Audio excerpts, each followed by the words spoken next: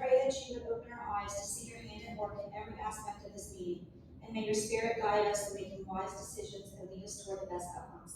Amen. Thank you. All right, good. Roll call, please. Thank you. Chairman Albert. Here. Mrs. Dalville. Here. Mr. John.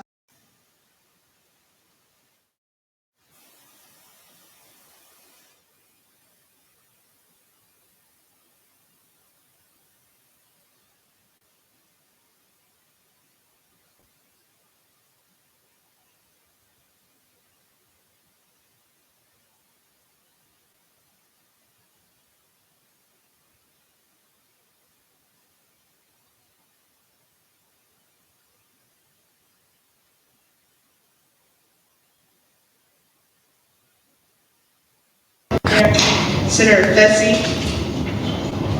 Senator Connick, Mr. Matthews,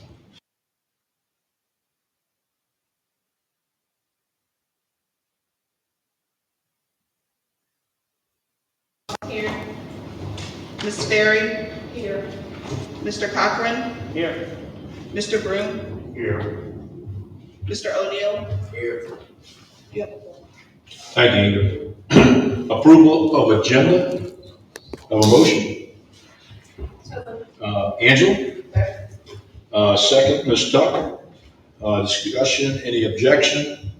All right, moving on. Approval of minutes. Okay, Mr. Angeron, a motion. All right. Second, Captain Pop. Any discussion? Any objection? Motion carries. Let's see. Okay, old business. Any discussion? Old business? Anyone? All right. No announcements?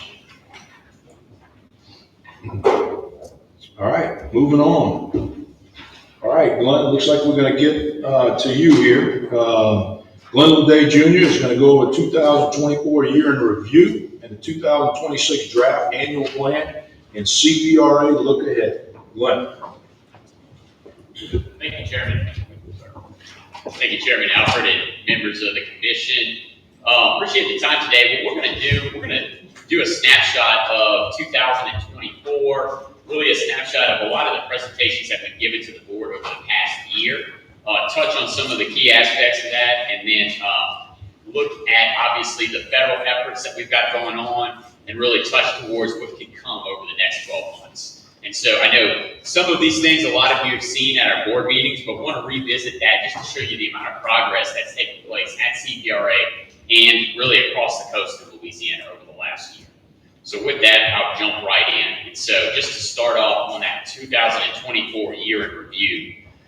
And so I wanted to revisit this slide. This is something that we show at the end of each year, the 2024 year by the numbers. And so just to kind of showcase the amount of work that took place in this last year, the first piece of that is the new construction starts. And so as you've seen in our annual plans, really committed to trying to deliver these great projects on protection and restoration to the citizens of Louisiana. We had 12 new starts in Louisiana, over $3 billion in value when you include the Southwest Coastal Project, that includes the non-structural and the ecosystem restoration components. So just a massive amount of work there. You'll see some of the other groundbreakings like Agency Lock Phase 2 and the Maurepas diversion all feed into that number.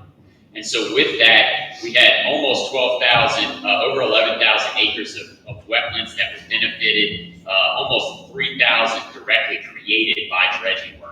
And that amounts to over 14.5 billion cubic yards of sediment that was pumped in that 2024 year, which is obviously over 1 million per month. So really a massive amount of work that's going on. We had 15 projects that were actually completed. We'll touch on a couple of those that had over $200 million in total value, and then 10.4 miles of levee improved. So just continuing the work that we've been doing for the last decade, and as you've seen in the annual plans and you'll see in the work that we're doing, that continues to ramp up.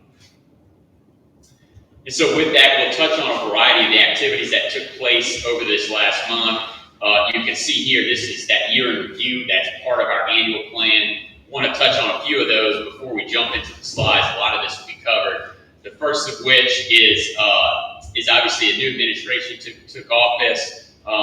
Thankful for the governor for appointing us to this. We're excited to serve. You can see there right away in March we received 2 of the largest restore grants ever awarded. That being the river introduction into Maurepas Swamp and the agency lock complex phase 2. And so excited about those awards. So that got really everything kick-started. And then with that, we had a great industry day as well as the largest shores fly-in in Washington, D.C. in the summer of that year in June.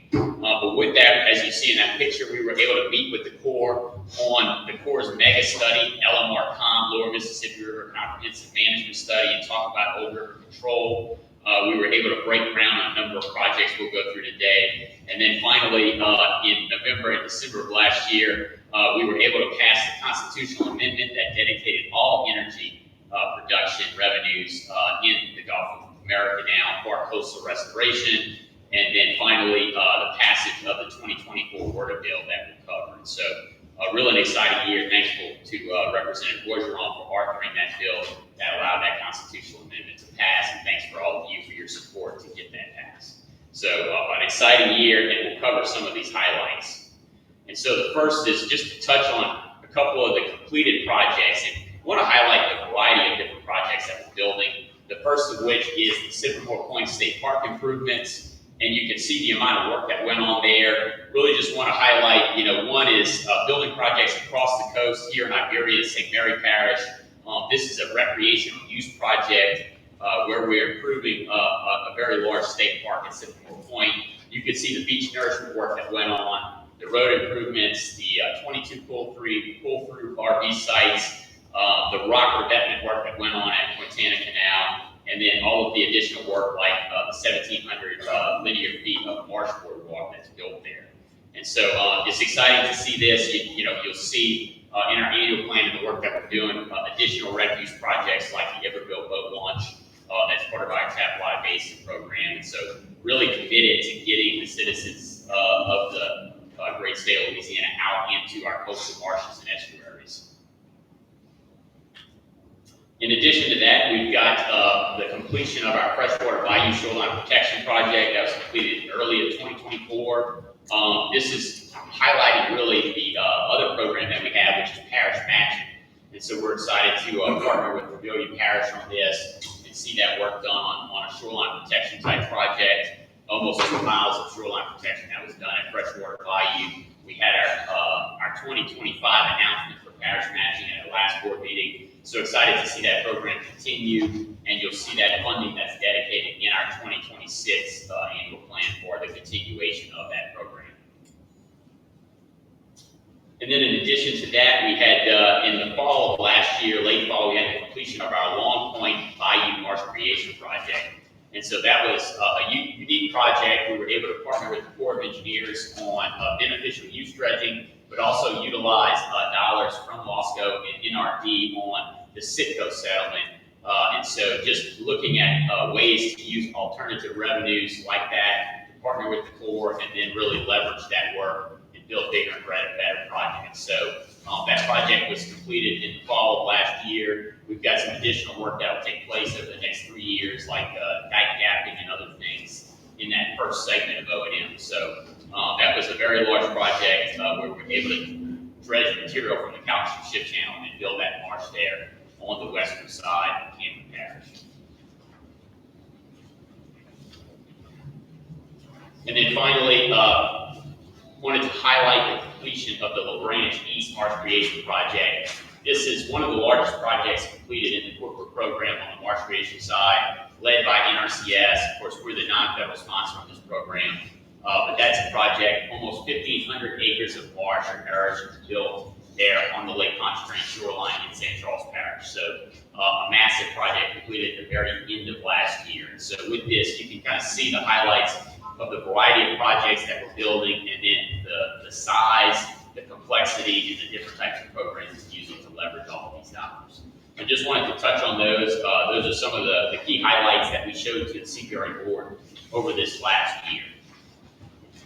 And then obviously we've got a lot in the works, so wanted to highlight that as we jumpstart this year in this Governor's Advisory Commission. And so the first of which is, of course, our master plan.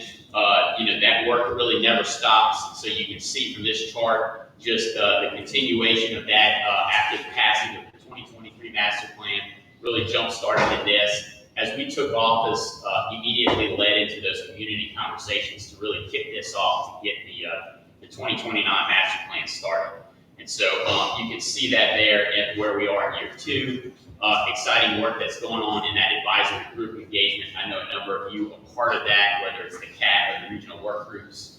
We're really excited for the support and the technical guidance that you give for this. As we kind of roll into 2025, you see kind of one of the key aspects is on the bottom side is that modeling and data updates that we're doing right now, but also in the next several months, opening the public new project development process, public workshops, to get feedback from the public for new projects as we start evaluating those for the 2029 plan. So that's kind of that key part that will take place in year 3, which is the summer of 25 through the summer of 2026. And so you'll see those notices start to go out. Our master plan team will work hard on that. And then obviously that'll lead us through the model runs and plan formulation, and then eventually those future community conversations to start developing the details of that plan. So exciting work. And then you see there, kind of kickstarting now is the document development work where we develop the draft and final plan. So there's obviously a lot of details that go into this, but just want to highlight this and touch on the fact that, we'll be kickstarting that new project development process here soon.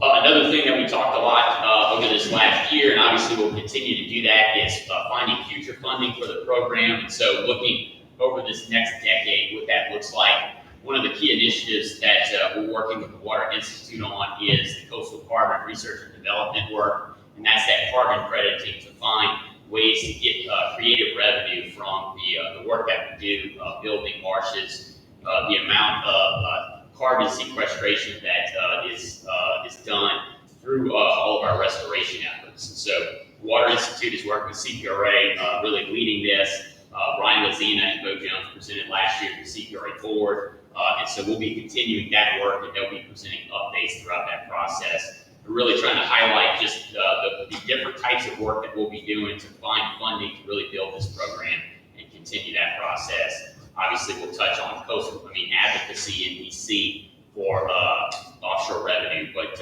really we just want to highlight the different things that the program is looking for alternative revenues in the future.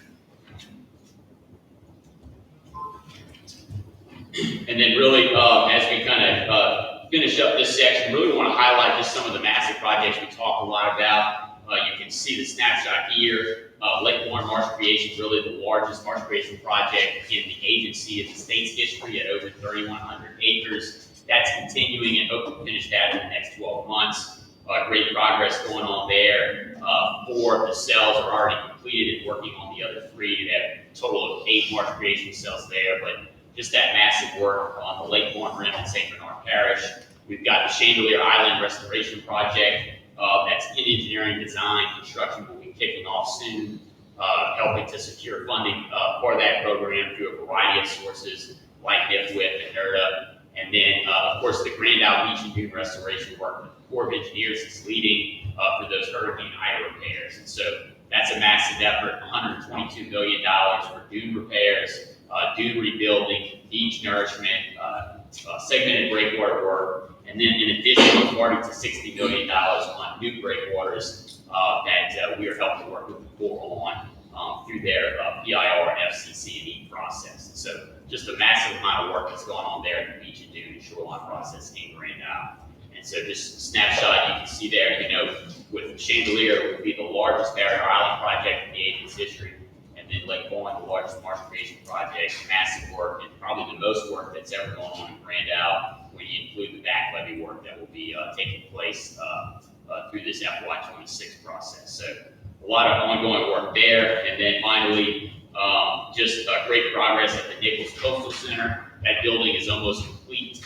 Ribbon cutting will be coming later this year. A lot of our partners here and in Thibodeau will be moving into that building. And so just really excited to see that being completed. The Governor's Office of Coastal Activities will have an office here, as well as the Thibodeau Regional Office will be moving into that facility. So really excited. I know a lot of you here have done a lot of work to get this moving and get this funded. So appreciate everything that y'all have done to do that. Excited to see that that come to completion. And then with that, just touching on all of the great groundbreakings that took place last year on some of the really largest projects in the agency's history. You had the phase 2 construction of the Home and Navigation Canal Lock Complex took place in August of last year. That's the largest feature of really the very large Mark-Anson to the Gulf system. You have the first federal component, levee component in the Mark-Anson to the Gulf system. That's Breach 8. That groundbreaking took place in October of last year. You had the first non-structural groundbreaking for Southwest Coastal. That's the first home elevation that's taking place in Lake Charles for the non-structural work that's part of that Southwest Coastal Federal Program. And then finally, you had the river introduction into Maurepas Swamp. Long time coming. That's obviously the diversion there at Maurepas, which is also mitigation for the West Shore Lake Monitoring Project, as well as working time credits. So just a number of obviously different large-scale projects kicking off. Some of these things, first of its kind. The precedent set here hopefully can be used for other projects like Upper Barataria. So exciting to see all that take place and get moving. And so with all of those, that's a massive amount of funding. And so some of those dollars that were allocated in FY25, you will see really get spent between river introduction and Maurepas Swamp, agency lock, that's almost $800 billion, almost $1 billion in just those two projects alone, plus the number of non-structural projects in Southwest Coastal is in the billions. So really massive and exciting to see all of that work really kick off all in the fall and winter of last year. And so with that, we wanted to really just touch on a look ahead of what you can see not only in our draft fiscal year 2026 plan, but some of the work that we just kicked off that was funded through FY25. And so the first is really a large collaboration that I know Tommy will talk about later. I won't go into the details, but a large amount of work that will be going on at White Lake. We had a really good site visit last week on that, and then really a large restoration effort that was going on in Marsh Island. So you saw that was funded in FY25, a key priority for this administration, and so that's kicking off, and excited to see that work that's being done there. I'll let Tommy touch on a lot of that work in his presentation. Another real investment that you'll see obviously continue, but hopefully accelerate and emphasize is collaboration with the Ports and Waterways Investment Commission. We'll hopefully hear from them later this year at the CPRA board meeting. But CPRA got to serve on two of the task force that are part of that commission. First is resiliency of coastal ports, and so this is just a snapshot of the work that we'll be doing with Port Fourchon to help provide resiliency, restoration, and protection for that critical port. But that restoration of the headland there, the repairs that will be ongoing there, plus the repairs and additions to those breakwater systems there at the port will all be part of this renewed focus. And then in addition to that, working with the navigation task force to find ways to continue to really expand beneficial use of dredge material. So how can we continue to work with the Corps or do state work where we're dredging material that needs to be dredged for navigation beneficially used, similar to Long Point. And so you'll see a lot of that focus that we hopefully can continue to renew and progress. And so that'll be part of that collaboration with that investment commission. And then with that, I want to kind of transition a bit into just some of the look ahead and ongoing efforts on the federal side. So if any of you got to watch the CPRA board meeting last month, you saw Neil McMillan really give a good update on the state of the federal affairs here that's related to coastal. And so you can see that list of some of the presidential executive orders. The big mission, the big takeaway here is that renewed focus on domestic energy production, and then with that, the goal of trying to obviously get more revenue for for coastal protection and restoration, utilizing Go Mesa and the expansion of that to get more revenue for the coast. And so, the thought there is through these executive orders, that production will increase, and then working with our congressional delegation and advocacy avenue to kind of increase that. And then in addition to that, you saw Governor Landry, Chairman Alfred, and myself, and Chairman Doug were present to sign the state's executive order to rename all documents to the Gulf of America. But with that came that stress to expand offshore energy production as well as revenues associated with that. And so excited to see that passed just a couple of weeks ago down in Tuma, and then we'll be working with the delegation on that renewed focus. And so excited to see all of that take place just here in the last 2 months.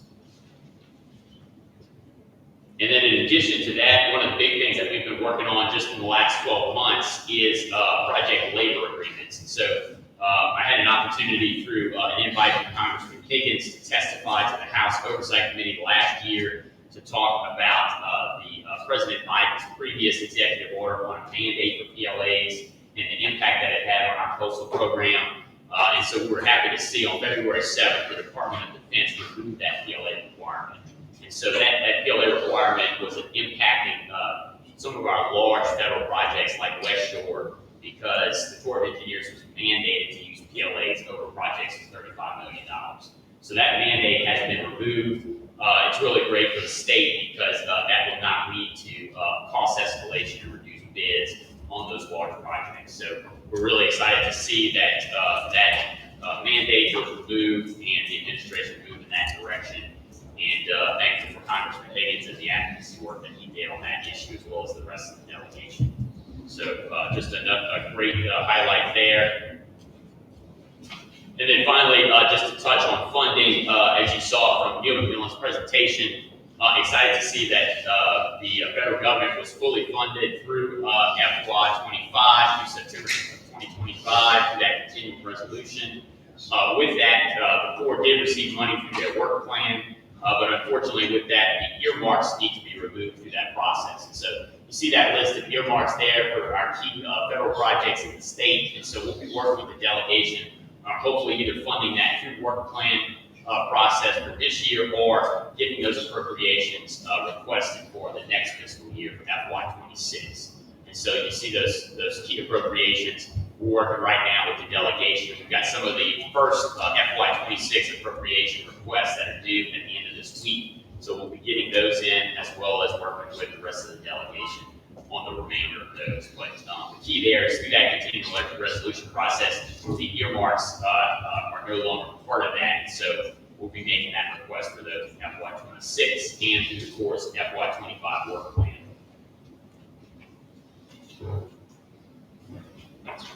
And then finally, on the federal side, really updating you on WRDA. You probably saw, but through WRDA 2044, we had one of our most successful authorizations in the state's history. Kind of the biggest win there was the authorization of the largest project in the nation, which is the St. Tammany Flood Risk Management and Coastal Storm Risk Management Project, valued at over $5.9 billion. So that was a massive project there. You see that flag in the ground there, so that was fantastic. We had really a number of different studies that were funded, including the Lake Pontchartrain Storm Surge Reduction Project. That will be a federal feasibility study. You had a number of other things. For example, $50 million of the NOV efforts were dedicated to the Point Celeste Pump Station Project. Really a great win for Plaquemines Parish. You've got a variety of provisions that are part of the HISRIS program that helped CPRA in the state. And then from Arkansas to the Gulf, you see that provision there. We were allowed to credit work that was done from 1989 onward. And so some of the work that we've done is part of that cost reduction work that was done through the ACAR process, but the other work can now be included in working time credit to buy down that 35% cost share. So that was a huge win, really exciting work there. We've got a variety of other things, working with the Corps on the LaRose to Golden Meadow system to get them back into what's known as the RIP program, or the Rehabilitation and Inspection Program. And we've got some other clarifying language So our support from the delegation was key here. Really excited to see that. But really, one of the things that I've stressed over the last several months, and just want to highlight for the commission, is with all of this success in water, you can see just the amount of federal work that's ongoing across the state, from the non-structural work that kicked off in Southwest, the future work in South Central. You've got potentially more non-structural there in Tangipahoa, St. Tammany, was not really part of the map, but also in Lafitte. And then you've got the various flood protection structural projects, Margates, Gulf, Roseville, Ledet, NOV, WDD, LDD, et cetera, and then Upper Barataria as well. And so just a massive amount of work. One of the things that also came out of work this year is Margates to the Gulf will now be connected to Upper Barataria, since that was previously authorized in 22. And so you'll really have full protection from Gibson all the way to St. Charles and St. John Parish, around the lakefront, and then eventually in St. Tammany Parish. And then you've got the non-structural work in the other vicinities. And of course, with that, we have a variety of other massive federal feasibility studies that will take place, like the Lake Pontchartrain storm risk reduction effort. You've got a saltwater study that will be done in New Orleans. You've got Alexandria to the Gulf expansion, and then the Corps' Lower Mississippi River comprehensive analysis. So just a massive amount of work. Thankful for all of the efforts that have been done over the years. But with that, we've got that federal investment, usually on the construction side of 65%, and then that allows us to only come up with 20 with the remaining 35%. So that really helps us offset those costs. So a lot of activity here that I'll be updating you on throughout this next year. And then finally, on the federal side, is now that Order 24 has been authorized, the public comment period on the implementation guidance is open. And so you can see those dates there for upcoming virtual listening sessions, and then submit those comments to the federal e-rulemaking portal by April 28th. So essentially, we have about a month to do that. Those virtual listening sessions are listed there on March 26th, April 2nd, and April 9th, or you can use this QR code. And so it's critical, if you've got feedback on the rulemaking and implementation guidance process, please get those to this portal by April 28th. And then finally, I've touched on some of these things, but the biggest there is really that Lower Mississippi River Comprehensive Management Study. That will continue for the next several years. It's a 5-year study, and then there will likely be tiered studies that come off of that for a variety of efforts. CPRA is the formal non-federal sponsored state lead on that, as well as all of the other states that are part of that Lower Mississippi River system. So I know a lot of you are engaged in that process, and we'll continue to do that. We've got an upcoming meeting with the Chappaqua Basin Commission on March 31st to continue to update on that progress, but a lot to come there. And you'll see the Corps come back and really update us here heavily over the next 12 to 24 months. So a lot will be going on there. And then finally, just touching on the annual plan process, I know that we've given a lot of presentations. We had really great attendance across the 4 meetings, the 3 in-person and the virtual, like Charles, Houma, and Jefferson across the state. As you see, almost 240 public comments. And so excited to be part of that. We've got our upcoming final draft that will be presented to the CPRA board on April 16th. And then with that approval, we would move into the submittal to the legislature and the work that we'll do through the House and Senate Natural Resources and Transportation Committees. So that will be going over the next 2 months. And just to touch on, what was in there, a variety of those projects that we just covered. Obviously, a lot of those funds carry forward, as well as the work that we'll be doing there that we've highlighted through those presentations. You can see there the FY26 total expenditures in the draft was estimated at $1.8 billion. That'll be slightly higher as we develop the final numbers. And when we look across the 3 years, it'll be roughly similar to what you see here, with probably an additional amount of money that's part of FY25 and 27 as we try to accelerate construction for those efforts. So we're excited to present that to the CPRA board in a few weeks. So with that, appreciate the time. I know it was a lengthy presentation, but wanted to give you a snapshot of everything that took place over this last year, and excited to update the commission as they have meetings quarterly. So with that, feel free to answer any questions. Obviously, connect with us on social media, and happy to answer your questions. Thank you. Representative Orgeron? All right, thank you. Thank you, Mr. Ledet. Great presentation as always. First question is, being the only legislator that actually came today and being interested, I wanted to know, have y'all identified someone to carry the resolution this year for the annual plan? Yes, we are working on that, and we'll identify that here in the next couple of days. But not ready to announce it yet? I am. All right. Number two, I said, not you, Jim. well, I was gonna deny you asked anyway. As vice chair, it's best that I don't. But anyway, of the from the 3 in person, 4 with the 4th being virtual, the 239 public comments, has that been distilled down to a report on the comments space of what was the comments from the public? Yeah, I mean, as you saw, Representative Orgeron, we had a lot of obviously good feedback on the mid-military version, a lot of feedback on projects like Central Wetlands and Mr. Go, where we're trying to kick that off before. Obviously each region, you've got individual projects, obviously Tuma, where you're part of a lot of good support from our hands in the Gulf and the efforts there. In Southwest, a lot of really good support and encouragement on the work that we're doing on Cameron Shoreline, Rockefeller areas. In Jefferson, I mentioned Mr. Go, obviously the diversions, but that's just a summary of kind of what we did and then just the feedback we got. Is there a way to get a report or account of what was the content for at least the legislators prior to the session start, and y'all been providing the annual? Y'all going to be presenting the plan very early on in the rapid session. Sure. Yeah. It's a smaller session this year, so we'll be doing that. But we have each of the comments, I believe, that we can provide to you. But Okay. Yeah. Well, not necessarily wanting to see every one, Okay, just yeah. a coalescence Provide of what they yes.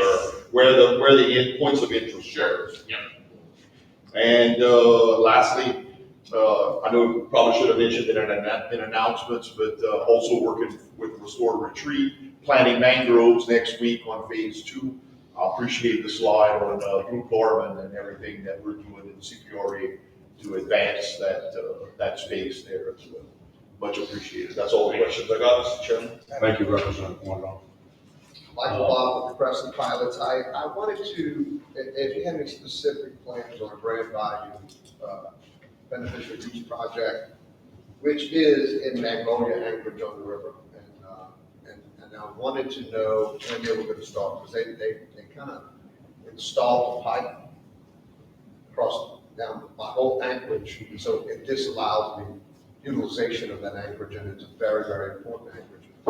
We're totally collaborating and partnering with CPRA for beneficial use, and it's a great project, but they put the pipe there within that dredging. So I wanted to know if you had any specifics on the time span between the installation of the pipe and the actual dredge being this. Weeks Marine has got the contract. Yes. Yeah. So Weeks has it. Let me get back to you on the details Okay. when that starts. But yeah, appreciate that.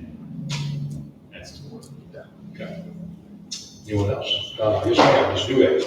I've got 2 questions, if that's all right. But the first one is, with even in review of the annual plan, and obviously your presentation today, even in review of the annual plan, the first handful of pages there showing the project highlights and what you're working on. And the Corps of Engineers projects, just in the front section of the plan, totals over $16 billion in investment. So it's incredible to see those PPAs moving forward, feasibility studies moving forward. Given the fact that you're going to not be able to use BP oil spill funding to match those projects, it has to be state-only dollars. And we know that there's very limited investment right now in state-only dollars coming into the CPR trust fund.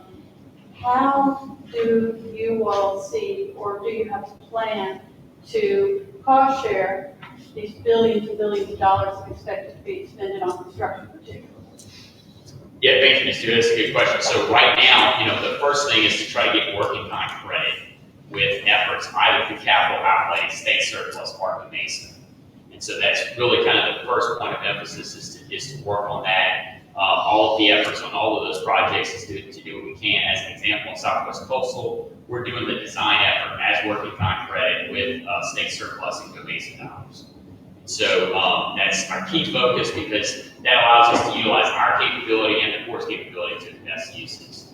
And then when you kind of look beyond that, it's really pooling those same dollars, which is again Mesa, capital outlay, and surplus, for any cash contributions that we need to make. So as an example, in West Shore, I think we've done a good job of doing as much working time credit as we can through either the land rights alert process, through the building of river introduction to Moral Hall, and other efforts like the 2 West Shore ridges that are part of that. And then from that, there will be a cash balance, and then we'll pay that through both surplus as well as Mesa.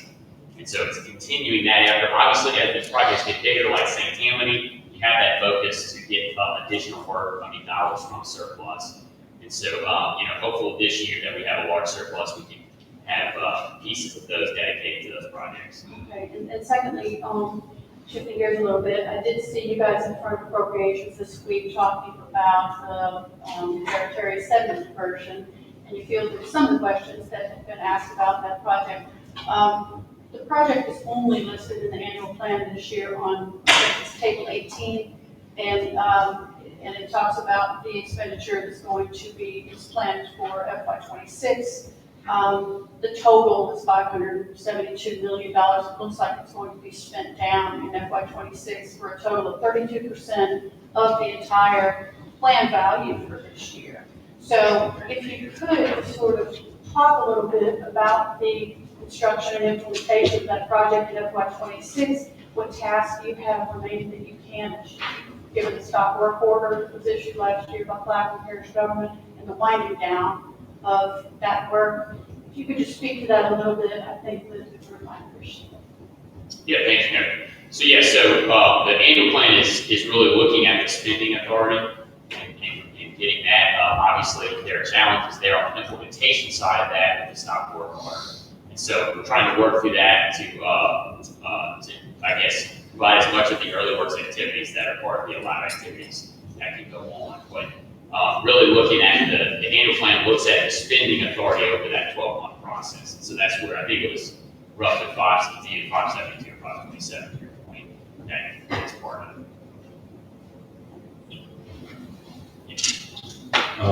Mr. Tuck. Hey, Mr. Ledet.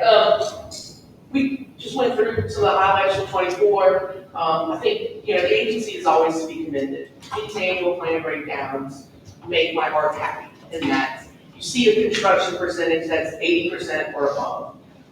You hear a lot of chatter about DOTD and some of that, how that agency functions, and then you look at this and you say, man, this is a really great example. Can you talk a little bit, kind of to Cynthia point a second ago, about the percentage of spend concentrated in 1 or 2 large projects? We talked about mid-baritaria. There's a significant percentage of mid-baritaria as part of the FY25 plan that we're currently implementing. Can you talk to how much of the plan as a whole for FY25 we have already extended or moving forward on, and what percentage? What's our gap to potential this year, and what percentage of that might be part of being hung up in mid-baritaria right now? Yeah, thank you, Mr. Tucker. I'd have to get back to you on those numbers. I don't have them off the top of my head, but some of the large projects, as you mentioned, mid-baritaria, more Dance to the Gulf, HNC lot river reproduction are big pieces of that 1.8 billion, right? And so that's just the nature of these projects get bigger. And so if there's a challenge in implementation for any of those, then that money obviously gets carried forward to the next fiscal year of implementation through that process. So for any of those, you can only do so much work in that 12-month period. And so that funding really just gets carried forward unless it's obligated to some other effort down the road. Yeah. Well, I have a follow-up. I know it wasn't part of your presentation, but it's obviously top of mind for a lot of folks. about a year ago or so, when there were questions about progress on construction of the Mid-Barrett area, the authority, the agency, indicated that it was committed to construction, that the EIS process, the science and the data engineering that had gone into the project was sound, and that CPRA had shared, as high level information with the Corps as possible in the development of the EIS. I realize that there are things that have changed. I wonder if you guys have, in the hesitancy perhaps towards constructing the project, if there has been additional information that's been developed regarding that EIS, not the finances necessarily, but the EIS that may be giving pause. And a reason. And the second question I have is related to the Atchafalaya Basin, but I'll get to it after you, if you don't mind addressing it first. Yeah, thank you. Yeah, I think we're working with the Corps on all of those processes as we do on an EIS. We have two outstanding litigations, both from the federal and state side. And so just do what we can to evaluate that and try to resolve any challenges we have with it. I appreciate that. Related to the Atchafalaya Basin, I know that we've met with the Corps several times about their Lower River Comprehensive Management Study, and CPRA is putting together a master plan for the Atchafalaya Basin. We really appreciate that. I mean, I have been inundated with comments from recreational fishermen who utilize the basin. I grew up fishing the basin. It's in peril. There's water quality issues, there's sedimentation issues. The fisheries production has declined, I would say, pretty significantly in the last 25 to 30 years. I know that the Corps, one of the things that they continue to focus on when they do public updates regarding the Lower River Comprehensive Management Study is potential altering the flows of the Old River Control Structure. A real focus on management in the Atchafalaya Basin, mainly for flood control. My question is about funding. As you guys move through the Atchafalaya Basin Master Plan process, you identify projects that not just handle flood control, but also bring back habitat, sediment management, et cetera. What is a potential source of funding for that? Is the Corps' Lower River study that could potentially be translated into work of projects, once the study is completed? Is that something that you guys are thinking about in terms of addressing some of the long-term concerns in the Atchafalaya Basin? Yes, yeah, great question. Yeah, so, on the state, just to address a couple of things. On the state side, we're going through the master plan process. We've got a lot of good feedback. To your point, a lot of those potential projects that were submitted were on the hydrologic modification side, on that water quality side. So there's certainly a need there, and I think we've identified that. Our program right now is funded through capital outlay on the state side. So that, was really how the program was set up as it was developed under DENR and then carried over to the state. So that's kind of the continuation of that program through the annual plan process, where we build some of those projects like you see us doing here in Iberville and like Pigeon Cove launch. As we work with the Corps and Lower Mississippi River Comprehensive Management, obviously large projects will be identified through that 5-year mega study. And then in addition to that, they're going to do other tiered studies, to your point, that will be authorized in WRDA. Those would likely have that 65-35 cost share. And then it's up to the state. If it's in the coastal zone, obviously we would be the non-federal. And then looking for ways to find that 35% cost share. And so yes, we do need to do that. I think some of the work that we're doing right now, in some sense, is probably on the smaller scale, not the sort of statewide scale that you would see come out of LDWF. And so that is all funded through capital outlay. And then if these projects get larger, either regional or statewide, then we probably need to find other ways to kind of fund that, because you probably would get capped out in the cash line of credit that you have through capital outlay annually. Thank you. I appreciate that. Thank you, Mr. McAllister. Mr. Broom. Thank you, Mr. Chairman. I'm honored to join the commission. Mr. Ledet, excellent presentation. Very pleased to see the details, some of the details on the St. Anthony flood risk management project. last week, there were a couple of smaller projects in St. Tammany announced. One was pretty self-explanatory, which was the lighthouse habitat restoration program, but the other one, the Mandeville Lakefront restoration program. Not many details provided on that through traditional sources. Could you share some insights into what the Mandeville Lakefront project is going to look like? Yes, sir. That is the parish matching awards that you're referring to. That was a project led by St. Tammany Parish as well as City of Mandeville to restore a section of wetlands in front of the Cypress Swamp, I believe, on the west side of the Mandeville Lakefront, and then provide a shoreline protection component there as well. And so I think it's on the west side of that seawall. Given what you said about the city and the parish, what will be the role of CPRA in that project? Yes, so for these parish matching projects, we provide matching dollars so they can complete the project or leverage it to build something bigger. So we typically do an intergovernmental agreement and then provide that funding so they can either build a bigger project or complete the whole project. Will you provide technical support, project oversight, and things of that nature? Yeah, we typically do provide a little of both. If they need technical support, we can provide that as well as any oversight needed. A lot of those projects are contracted directly by the entities that the award is given to. Thank you. Okay. Yes, sir, Mr. Johnson. Mr. Chairman. Tell me a little bit more about the saltwater study.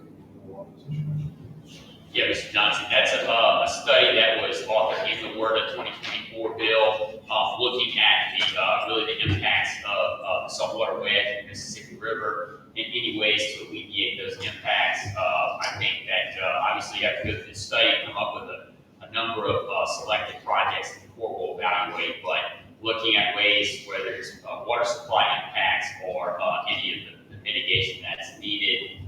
They've got a variety of those thoughts that the Corps is going to develop through that scoping process. So as that's kicked off, we'll certainly keep you and all the stakeholders down there aware of that. That hasn't been funded yet, so it's just the authorization. And so we're trying to work with the Corps on that intent, and then eventually that would probably be funded in FY26 or beyond. Thank you, Mr. Johnson. Ms. O'Neill? I'm sorry, do you have a cost estimate on how much that study would cost? I would assume though, it's a 3 by 3 by 3, so 3 million for 3 years. So we would have $1.5 billion. No, so just authorized and then look at that. Okay, so you're responsible for 50% of that? Yeah. Y'all are We're working to get to that number, okay. Yes. $1.5 billion. Mr. O'Neill?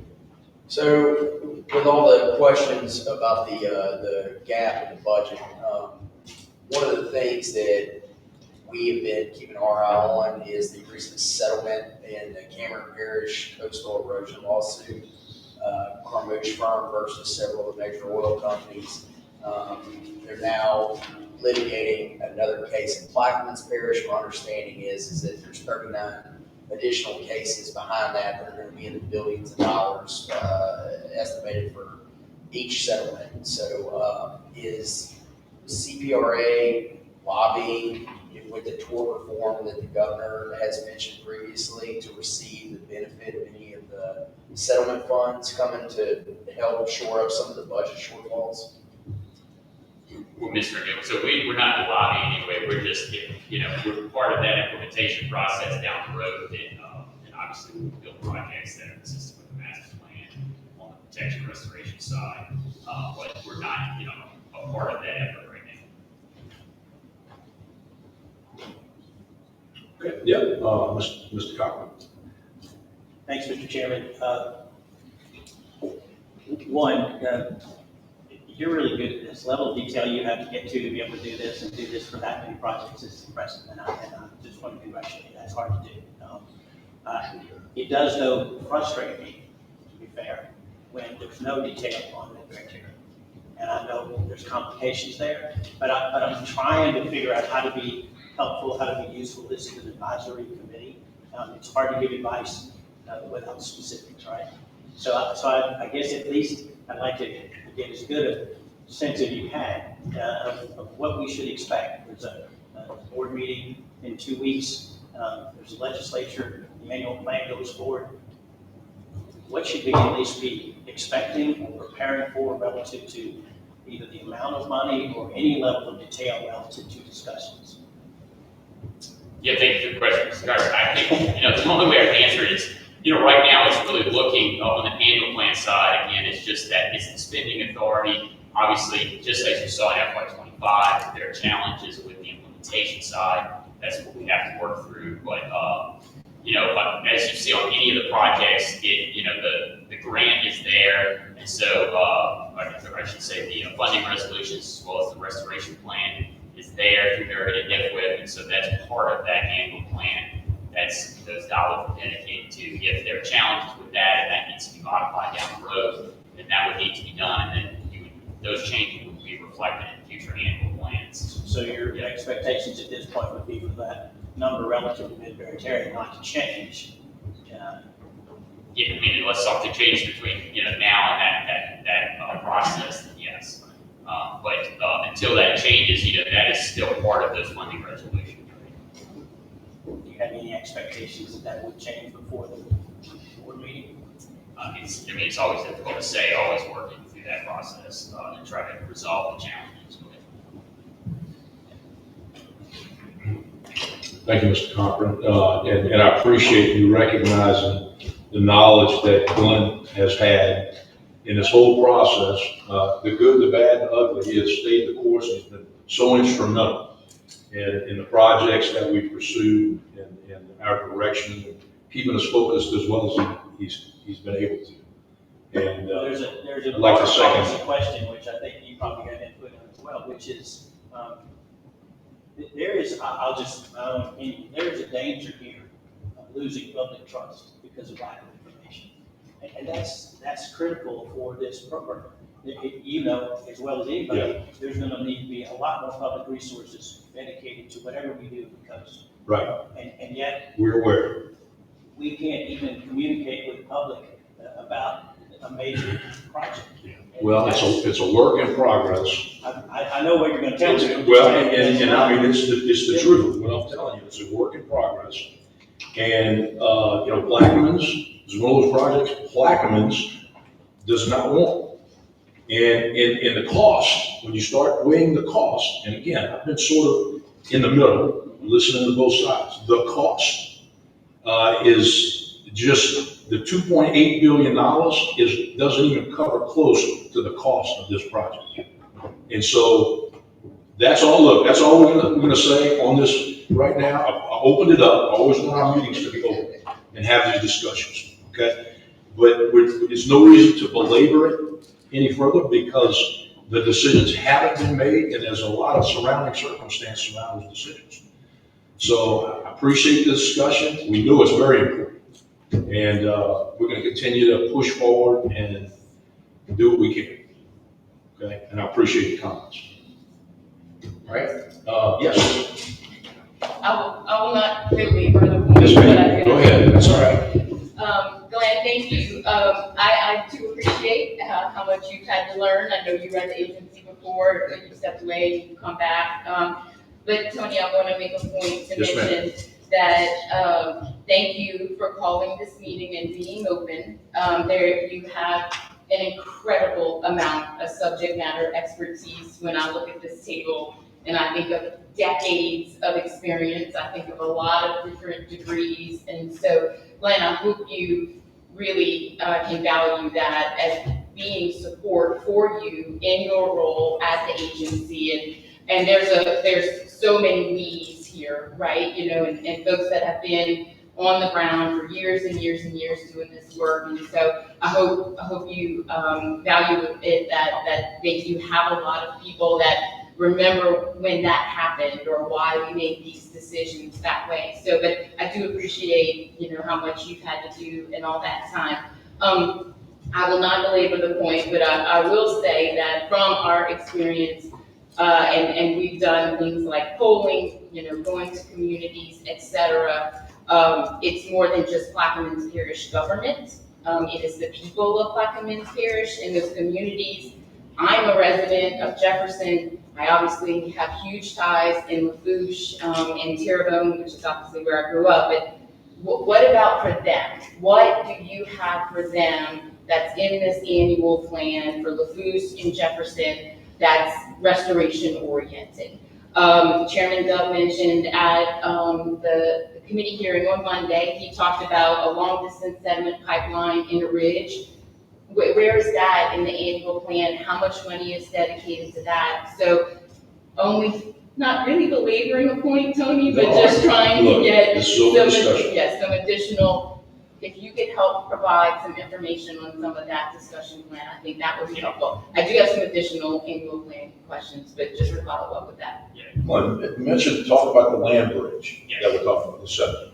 Yeah, thank you for that question, Simone, I appreciate it. Yeah, so that is in the annual plan, we're kicking off that program, which is really that continuation, what we call the longest pipeline or the large scale marsh creation right there at Arthur River Road, and then those regions in that vicinity. Then in addition to that, in the master plan, we have the Lower Barrett Area Land Bridge Project as part of that as well, looking at ways to get sediment from the river to build that component as well as inshore sediment sources. And so all of that is really being kicked off now as well as funded through the FY26 plan. So I did not mention that. The total number I don't have to the top of my head, but it is part of our surplus dedication as well as Go Mesa, and I can get that exact number to you. I just don't have it at the top of my head. I would appreciate that, and I'll of course follow up. When you understand the danger about saying something is in the master plan, when the 23 master plan was built on the framework and the base that both diversions on Mid-Breton and Mid-Barataria side were included in a future without action, right? And so we don't have a complete picture.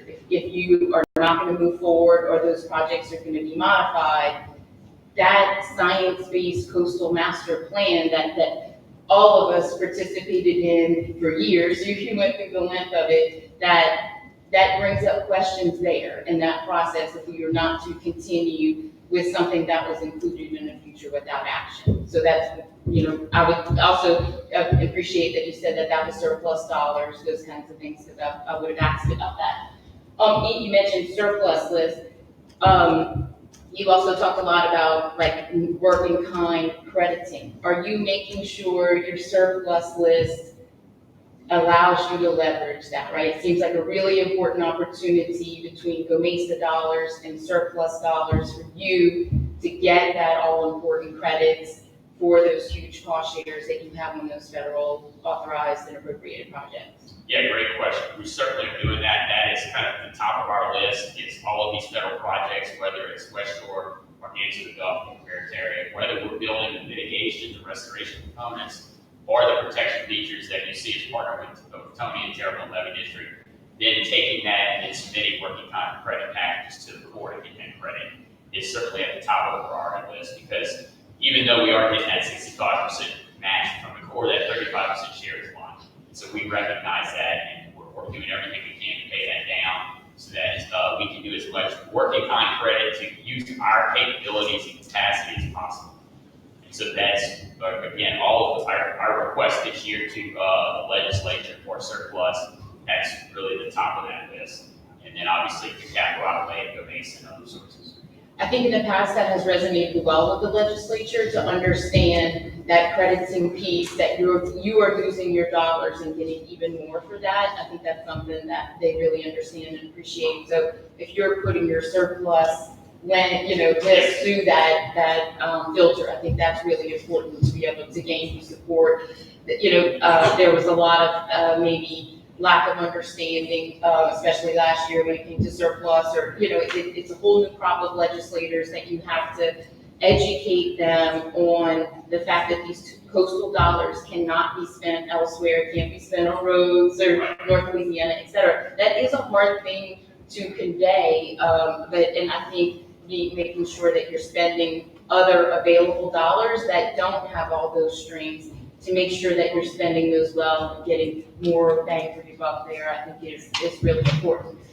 Just two more questions, if I can, please. Do you have any idea about your Go Mesa revenues for this year and what that looks like? All indications.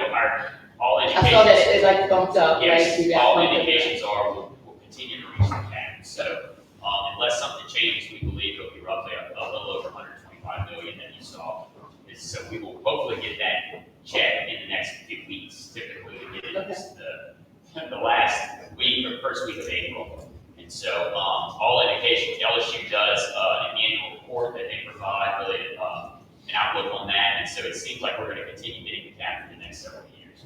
Okay, I have 1.5 questions. Second, do you, because of that or anything else, do you expect, not to Steve's point about the mid-merit area money, do you expect other significant changes in the draft from final when it goes to board approval?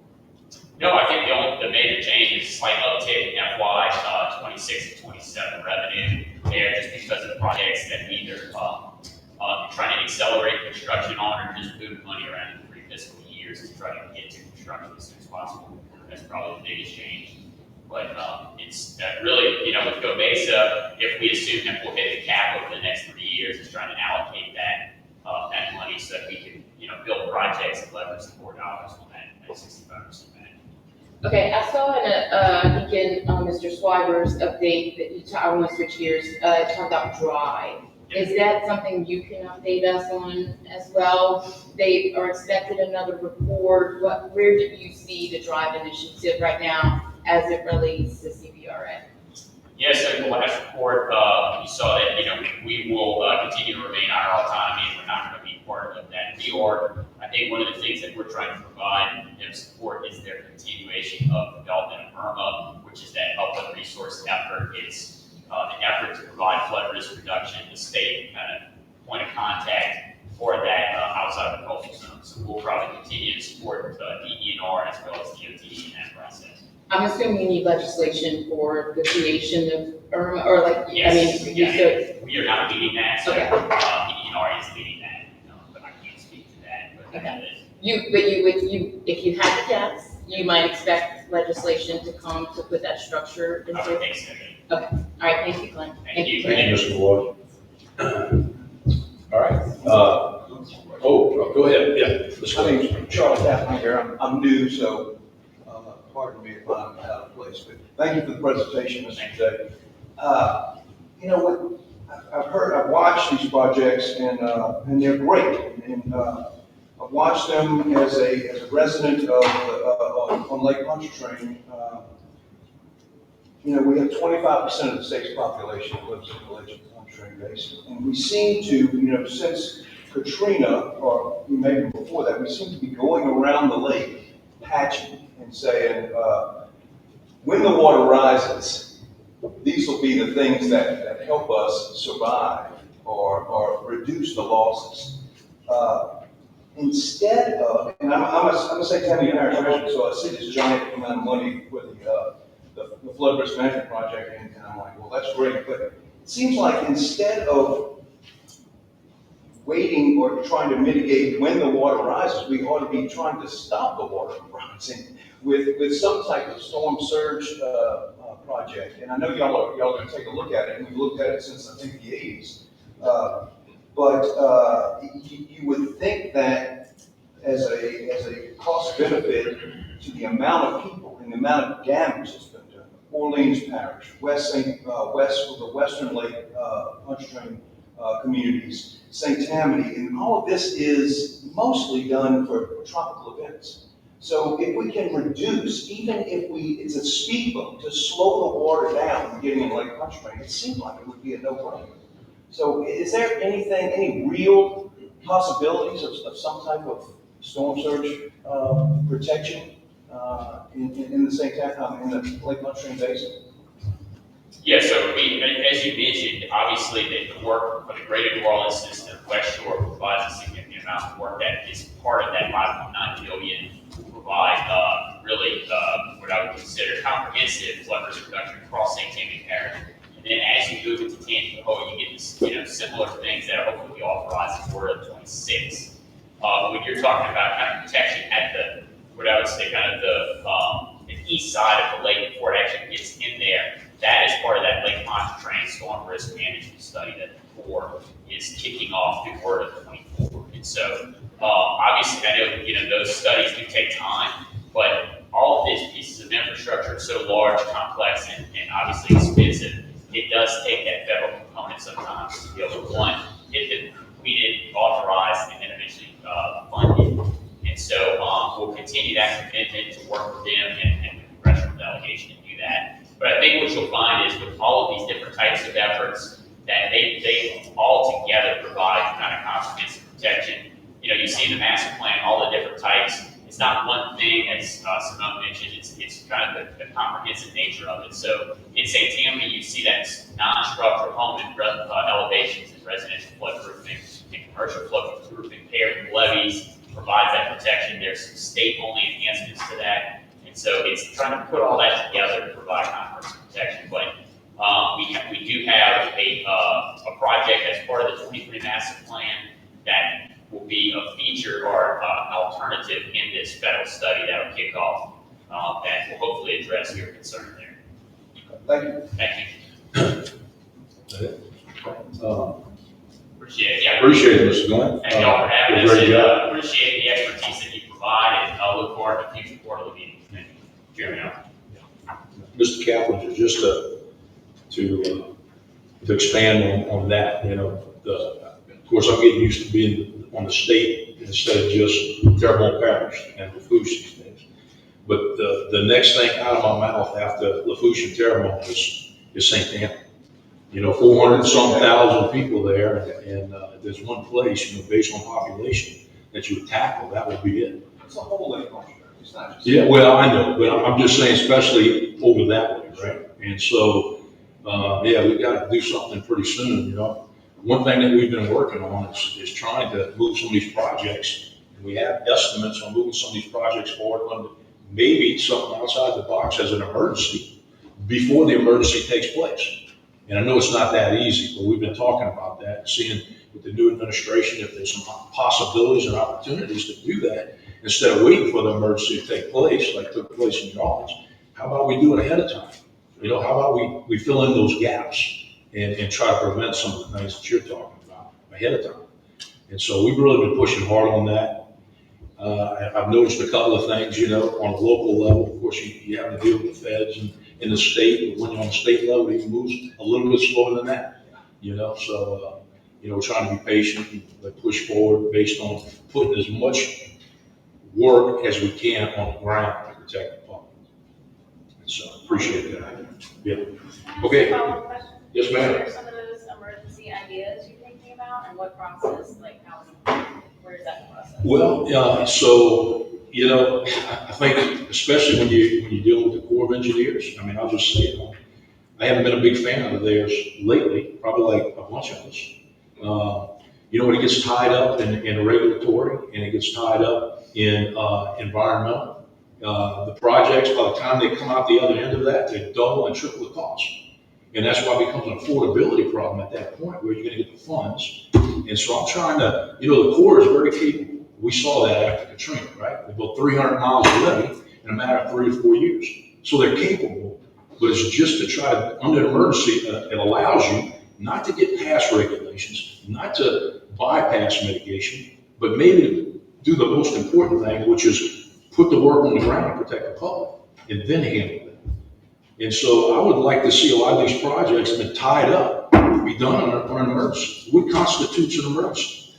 Well, we live in an emergency every year for hurricane season, pretty much. We go through an emergency, right? It's emergency time on the coast of Louisiana.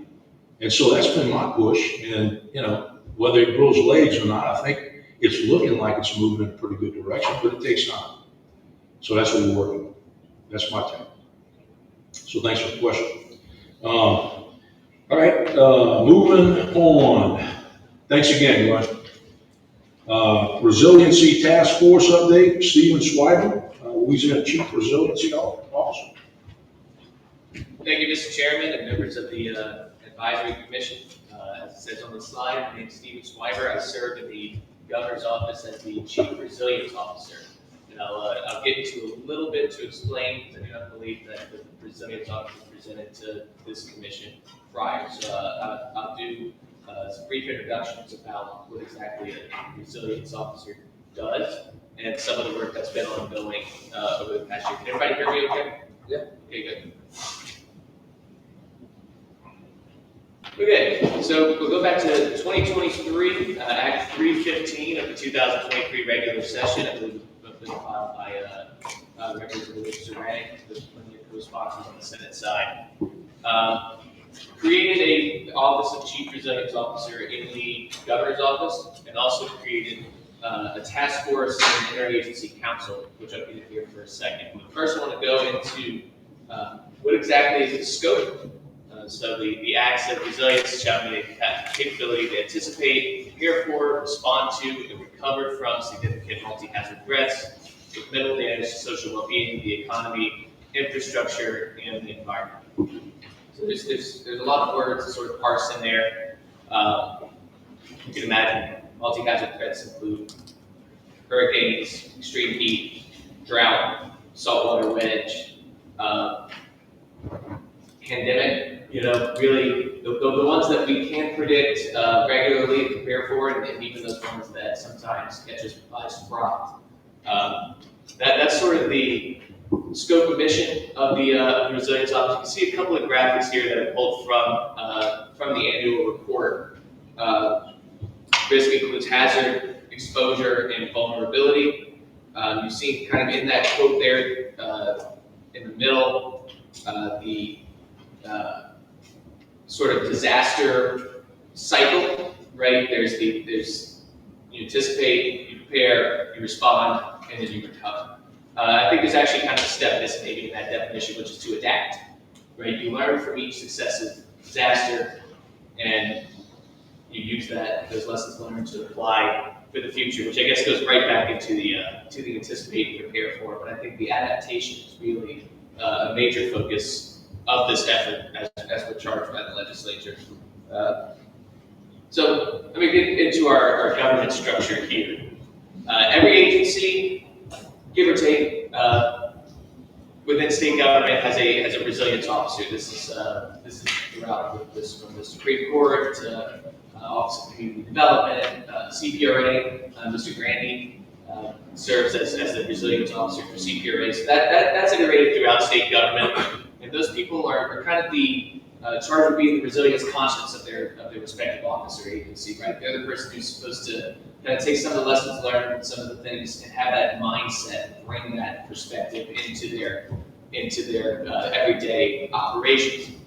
Those officers come together to form the Interagency Resilience Coordination Team. We meet regularly by statute at least 4 times a year to compare notes, and that becomes a really critical intergovernmental communication. So what you're going to see from this effort is a real whole of government approach, which is kind of a trendy thing to say, that you're not in silo your efforts, and that's something I think, not just resilience in a lot of other areas, like the governor and the legislature have been pretty clear that de-siloing, so you're not repeating and duplicating efforts throughout state government, and that you can attain those synergies that you would get. Like if you were in a business, you would not want your FP&A to not talk to your sales, to not talk to your operations, to not talk to your engineers, right? So we're bringing that sort of same approach to state government. We all get together and say, oh, hey, if one office is working on this effort, and the other one's working on that, how could those bridge together? How can those work better in conjunction?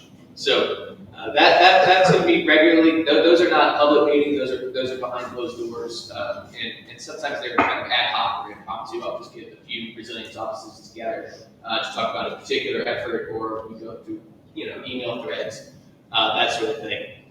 The Resilience Task Force is the blue ribbon commission that we have, right? That's the leaders within state government. It's cabinet officials, Department of Insurance, legislators. We've got Representative Zarang and Senator Rick Edmonds serving this year. Board of Regents, Public Service Commission, local government, so the Parish President Association, the Police Jury Association, the Municipal Association all send representatives to this task force. This is kind of two-part, right? They get to hear from the members from me, the CRO, and the members of the coordination team what's going on, and then they get to in turn provide that strategic direction to me and the team. What we continue working on and how we can continue to improve. So, and those are public meetings. Those kind of happen in the committee room with microphones and TVs and all the bells and whistles. So I'm going to get into So we did have a meeting last week, and I think I'll get into that a little bit later.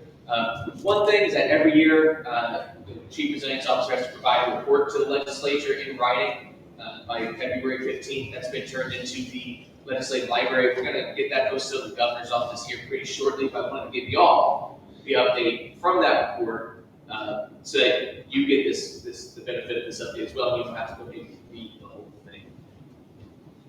All right, so we've got some ongoing efforts that, now keep in mind, again, the Resilience Office is just one person appointed within the governor's office. I could take credit for none of these efforts. These are just things that are happening with the wonderful people throughout state government, within our agencies, within our offices that I want y'all to be aware of and that we're kind of coordinating and monitoring on that statewide level from the governor's office, from that 10,000 foot perspective. So these are things I think y'all should know about, I think the public should be aware of, and that we can do better if we combine in some sort of resilience conscious way. So we got the Drive Initiative, Ms. Lowe's and Glenn talked about that a moment ago. This is the kind of DENR-led reorganization, not just of the DENR agency itself, which traditionally has a permitting and regulatory role, but kind of a statewide natural resources management, right? So part of that includes water management, recognizing water as a natural resources that should fit more comfortably within the state's water resources governance framework, right? It's been very, a little bit ad hoc in some of the ways that governance works between, aquifers, water resources, water quality. So that'll be a part of this effort. And I'm only one participant in this very large working group. They have a whole 100-some page final report draft on the governor's website that we can send out to anybody who's interested. And as well as you indicated, legislation and real final reports are very shortly coming. Statewide flood control, that's IRMA, that's the Upland Resources Management Authority. That is something that is going to mimic, right, their original proposals to sort of merge this with CPRA's incredibly exemplary framework, right? I mean, as you all here seem to be very well aware from the questions that you asked Mr. Ledet, CPRA's structure, science-based planning, broad stakeholder engagement, and that entire project prioritization process that CPRA goes through is exemplary nationwide. That is something when I travel and I talk to colleagues in other states and colleagues in the federal government, it's a gold standard, it really is. And so that's something that is probably lacking in the statewide flood control apparatus that currently just sort of lives at DOTD, and they do what they can with the resources that they have. But we think that we can replicate some of CPRA's success in doing that and ultimately bring down statewide flood insurance premiums, because that's going to be a focus that we'll get into a little bit later. Data and model governance, now this is going to be something that's going to impact the coastal zone as well as the non-coastal zone. And really merging those efforts that we've done statewide, including the Louisiana Watershed Initiative, which is with significant resources in data and modeling, as well as our non-government partners who have put significant resources into hydrographic data modeling. That includes Water Institute, that includes LSU, that includes the Bywater Institute, and that also includes DOT, which has all the H&H capabilities of state government housed within them. So that sort of coordination and governance, I expect once we get some legislation around this, that we'll have, you're going to hear a lot more about efforts to really get this into a position where we think it could be exemplary for the rest of the nation. And then power resiliency, that's another thing that is traditionally not much of a role for state government, is making sure that we reduce outages.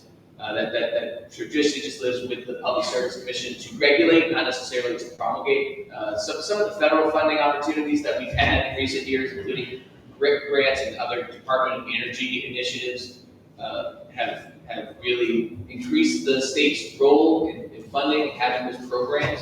So to maybe consolidate the governance or have that executive branch role in increasing power and resiliency is also a feature of the Drive Initiative final plan. To that effort, the Office of Energy, which is recently created by statute within DENR, is working on the Hubs for Energy Resilient Operations, that is the HERO program. That's a $250, give or take, $1 million effort, 50% match from project participants to create what they call resilience hubs. Resilience hubs are basically backup generators at critical infrastructure or community critical locations that serve as shelters or operation centers during outage events, namely mostly hurricanes or wind-driven events. These are powered by locally, right, by power generation at that source so that they can continue to operate off the grid. So that program currently has 11 pilots, including this Massachusetts Water Board of New Orleans, some together with Louisiana deployable battery hubs, and National Guard facilities with off-grid power capabilities. I think those are solar powered. So this will be the pilot programs, but we ultimately anticipate there to be in the around 300 ultimate implementation projects going out for RFP in 2026. So that is something that will be going around the state soliciting project ideas. If any of your local communities or some organizations you think could serve as a resilience hub, we'll get you in touch with that Office of State Energy for ultimate participation in that program. GOSEP, the good people at what was GOSEP and going forward will be a part of the National Guard apparatus, have been working diligently every year for the past many years to apply for building resilient infrastructure in communities and flood management grants. These are FEMA grants that have been historically pretty tricky to secure. The state office has put in a lot of effort into figuring out why past applications were unsuccessful and ultimately increasing Louisiana's share. These are FEMA grants that are intended to kind of reduce flood insurance payouts ahead of time by building infrastructure and making communities more resilient on the front end, which I think you would argue ultimately has a great return on investment, because instead of going back and repairing all these communities afterwards, you just do the mitigation on the front end. So these are successful applications from this year that the GOSEP was able to submit and get the FEMA funding. Major projects include the Gretna Green Distributed Green Infrastructure. There's 2 greens, but more details on that can be found on their website. We had significant power pole replacements in Fouche and Central. Those each got somewhere in the 20 to 30 million range. And then, of course, you got a lot of home buyouts, home elevations, and other more typical projects that you see in these programs. The Department of Transportation is currently working on a resilience plan. That is a voluntary effort that they participate in their PROTECT grants. That's an acronym too. I don't know what it stands for. That'll increase their highway funding, federal program funding through the U.S. Department of Transportation. That process is currently public facing and ongoing through Dewberry Engineers, who's running that program. So if anybody's interested in how to make transportation infrastructure more resilient, by all means, engage with that program. Southeastern Louisiana Stormwater Management Plan. This is something that kind of bridges, CPRA's work. This is not an ongoing effort yet. This is something that's called for by statute and some of the sewage and water board legislation from last year. That is currently seeking a funding source. There's a quarterly Southeastern, Greater New Orleans region, basically all this, Jefferson, St. Bernard, St. Charles, and Plaquemines are coming together at quarterly meetings to hash out how to better coordinate stormwater management in the multi-parent, it's basically the SELA footprint. So we'll hope to have some more updates as we identify funding sources and maybe get a formal planning process initiated. The Office of Community Development, this is the office that spends HUD money. HUD comes in behind FEMA and allocates those funds to rebuild communities. A lot of you are probably familiar with their work. So they have incorporated fortified gold standards into their recovery projects. That means when they go and rebuild a house, they're putting that fortified roof on there and they're making sure that homeowner is going to have those reduced insurance premiums and that increased resiliency to storms moving forward, which is an excellent step. They have 465 million of applications in process. I think those are approved and just going through that finalization process for Resilient Communities and Infrastructure Program, or RCIP. Those applications are largely driven at the parish level. They include some what you would almost consider coastal projects for increasing the resiliency to storm surge and other flood risks. So I encourage you to look at those awarded projects as well. And there's $902 million that they're administering for the Louisiana Watershed Initiative for flood control projects throughout the state. Those are dealing with riverine and rain flooding, not the coastal storm surge that's sort of solely within CPRA's wheelhouse, but that we're kind of monitoring as ongoing efforts moving forward. And to that point, I neglected to put in the slide, but of course we're talking with CPRA and about the non-structural components of both the southwestern projects, which have been groundbroken. That's also a multi-billion-dollar project, as well as the St. Tammany. And we'll probably have a robust discussion going forward about that conversation that y'all need to have here, that the CPRA board needs to have, that the master planning process really needs to have about when structural is appropriate versus non-structural, right? And the limitations that are going into that conversation at the core level probably need to be had at the state level as well, because we have our own treasure trove of data, our own expertise, such as the members that sit here on this board. You guys know the conditions on the ground, and if we continue to let those decisions be made in Washington, not that that's, CPRA is obviously a great participant, but I want to make everybody aware that that's going to be a really big deal moving forward. What are we going to put in coastal projects? What are we going to put in structural protections, such as levees and flood walls? And what are we going to do at the individual home level? And when is that appropriate? That's going to be a big part of this conversation, I think, over the next 5-10 years in coastal restoration.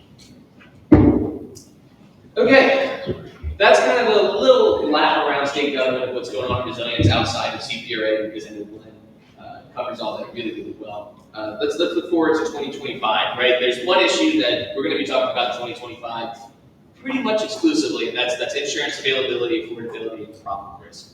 I've got some. I hate to put just text up on the slide and ask people to read it. I think that, it's generally considered poor practice, but I wanted to put this up here because we've got some kind of large level goals here of what we want to do. Right, we want to get the citizens' rolls down. We want to make sure that risk reduction dollars are going as far as they possibly can to reduce people's insurance premiums.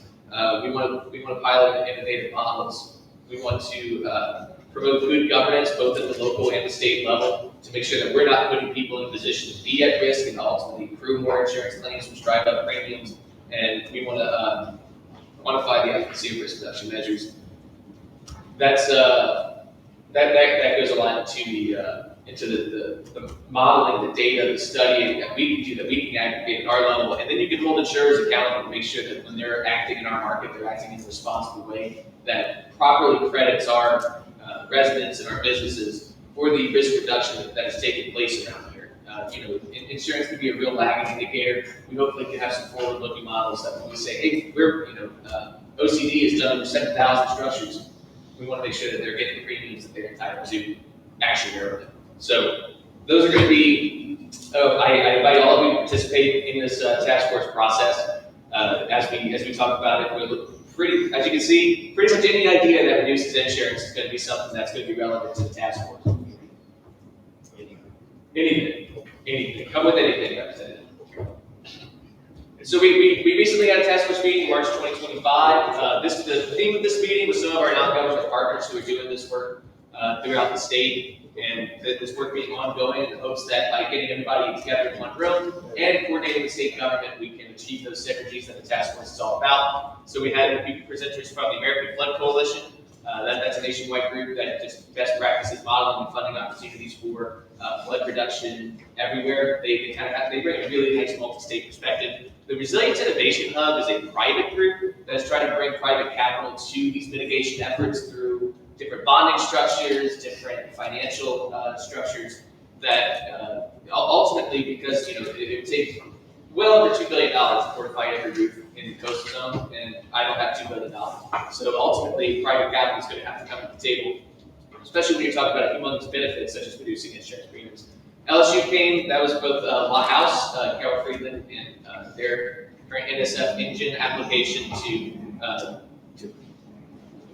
reduce risk statewide. That's a whole other thing that I think that we have to present to you as well. And the CEER, that's a Center for Risk and Resilience that is currently being stood up at LSU to kind of focus on exactly what we're talking about, flood control, data modeling, and non-structural risk reduction efforts. Fortified Gulf Coast, those are some inspectors in New Orleans who have a lot of ideas for improving the Fortified program. And of course, the Water Institute, our lovely host today, who have a lot of ongoing efforts in the kind of data modeling and resilience world as well. So and they have an Office of Resiliency that's also doing some insurance pilots that we're pretty excited about. So this is kind of just a little snapshot of the work the nonprofits are doing in this space. And with that, I'm gonna wrap up. That's kind of the speed run of what we've been doing and what we've been watching and coordinating on. And I think you guys benefit from being aware of. So open the floor to questions. Representative Walker. You mentioned DOTD's resiliency program, and you mentioned the company that they're working with, something like DeBerry or something. Dewberry. Dewberry? Dewberry? You have a contact for someone? Of course. Okay, I'd like to get that one from you. I have some issues that resiliency and storm resiliency for some of our elevated highways to Fouchon, very important to keep that energy corridor operating that have not 3 years plus post-Ida have still not been addressed. That's an excellent point. And those evacuation routes. Yeah, well, let's hope we don't have to evacuate at night because some of the lighting that got destroyed during Ida still to this date has not been resumed. And despite weekly calls with DOTD, parish, and other entities, still haven't been able to get them. Thank you. Thank you. Yes. Thanks for the presentation, and good luck in the role. It's a lot. Do you, I don't know all the programs that you talked about, but it seems to me that there's a pretty heavy dependence on federal funding in a lot of this stuff. That would be fair, yes. Have you been able to do yet any exposure analysis or risk analysis relative to the efforts to reduce the federal funds flowing to the state? I would say that everything I talked about today is agreed to and ongoing. We have not had any trouble drawing down funds from those programs. These are not EJ programs, with the exception of one or two that come going through our non-government partners. But as far as the government programs are concerned, we've not experienced interruptions in those funding sources. Go ahead. You sure? Okay, I'll let you actually know that. Thank you so much for coming today, Mr. Swiber. Very open day. Good to see you bring the work forward of the CRO office and position. You brought up the GOSEP and National Guard kind of consolidation.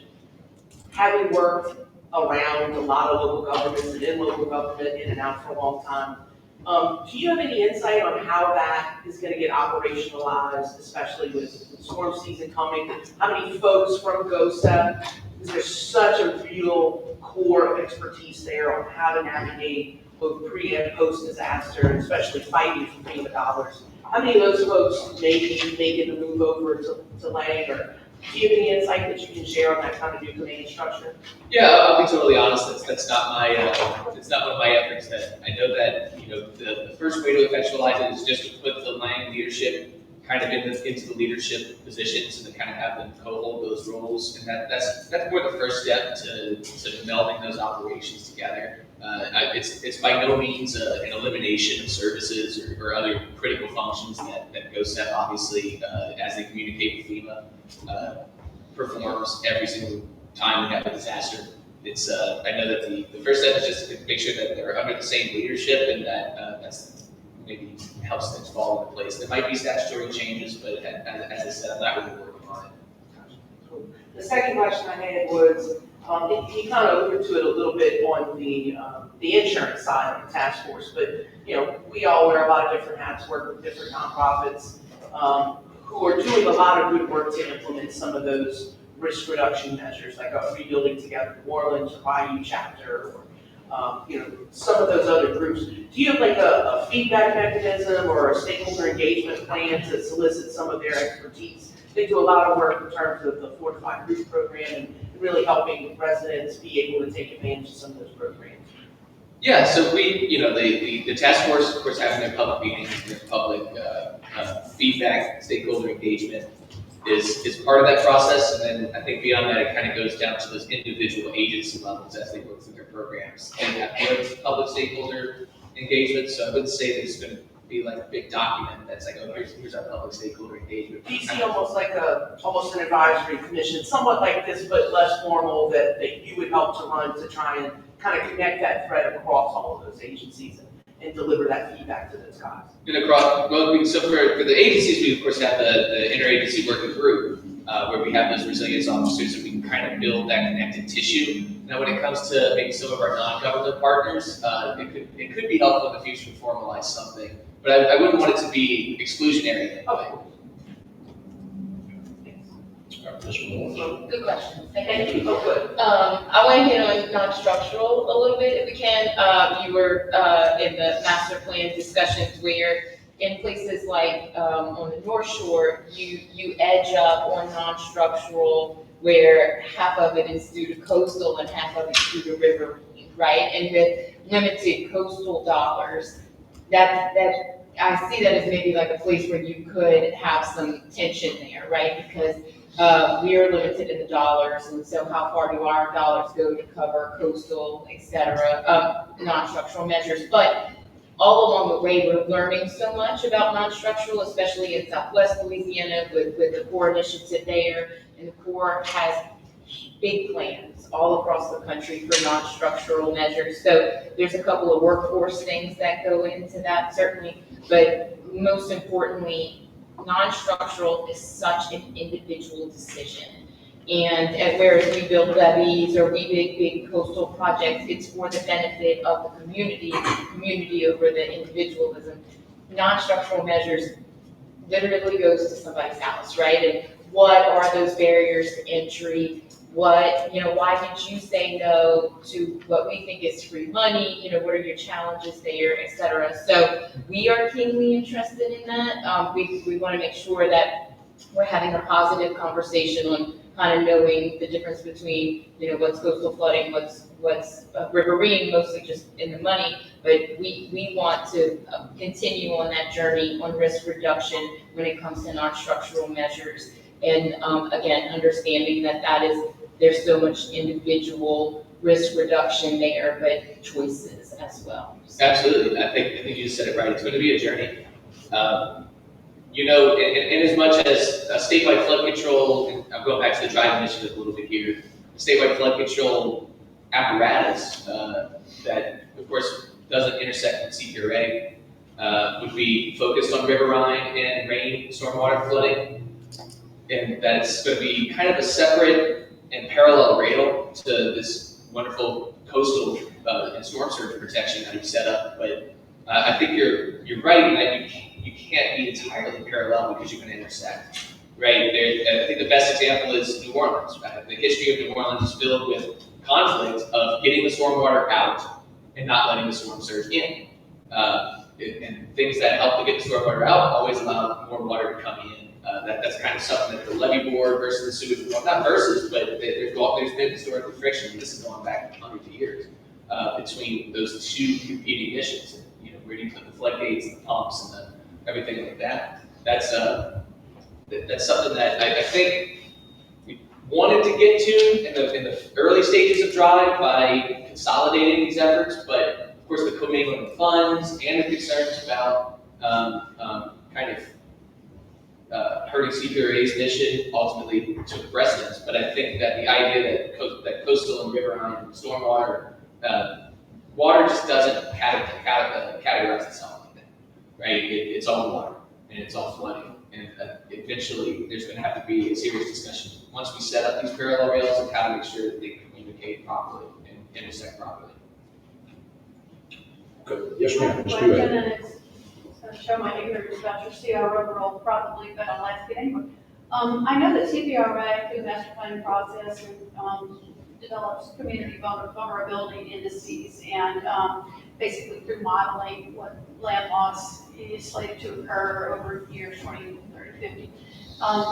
Is it the purview of the CRO to investigate managed retreat of communities that are either extremely vulnerable outside levee systems or, what we define as vulnerable communities? Are you all in charge of developing plans surrounding managed retreat or investigating what the future of that may look like? Yeah, I think that's one of those areas that's definitely kind of within the coastal realm at this point. Like I said, we have so much strong governance in the coastal system that a lot of my efforts kind of focus on things outside of the coastal zone right now because we do have so many good people and so much resources basically available for. But that's a very deep and complicated conversation that has to happen both really from the ground up, and another Water Institute does a lot of work on that sort of community planning. So does CPRA and all those other, and that is also a consideration of that FMA and those FEMA programs, right? When it comes to doing those buyouts, and also obviously from the local levy board level, of where do you put these projects, and how much are you willing to spend to cover X or Y amount of residents that would ultimately be outside of that flood protection. So. I guess your answer is I'd be the resilience office and the government would be a small cog in a much greater system for having those conversations. Stephen, Terrebonne Lafourche is probably the epitome of everybody, taxpayers doing things right. And then, us talking about when we pass these taxes, 1/4 cent, 1/2 cent, having the CPRA participate, the state and local people participate. And when we're passing those taxes to build these levees or these pump stations to get water out, as you said, water out and stopping the water from coming in. Terrebonne Parish, for example, hasn't flooded in 15 years. And the flood insurance rates are unbelievable. They take into account none of that. When, we still can't get a formula out of them, right? The formula that they use, whatever that is, that formula. And it's hard to explain to the people at Terrebonne Lafourche after they tax themselves to prevent this on why this continues to happen. So those things are there's just no real excuse or reasoning behind how they figured this out and which state they place. And that's the real help that we need in this whole thing. Thank you, Chairman. I was a resident of Gibson for the last 8 years before joining the governor's office, and I was really thankful when that levee went up very quickly, right behind my house. I could see Morganza to the Gulf from where I was at, and I thought I was thankful when it came there. I was doubly thankful when Hurricane Ida came along. I was about 8 miles, give or take, from that western side of that eye wall. Right. And, if that would have been 10 years into the planning stage and then 4 more years into the implementation stage of the phase of the study and the discussion, it just wouldn't have been there. Yeah. So I thank y'all for the work that y'all did on the Terrible Levy Board as well. Well, hopefully we can fix that, right? Exactly. Okay. Any other comments? Yeah. We're good. Thank you, Thank you, Steve. Mr. Chairman. Thank you, Commissioner. Thank you, Steve. Thanks. All right, moving on, partner update on coastal restoration and fisheries, Tommy Tuma, Louisiana Department of Wildlife and Fisheries. Tom? Good morning, Mr. Chair, members of the commission. Let me try to get my presentation loaded here.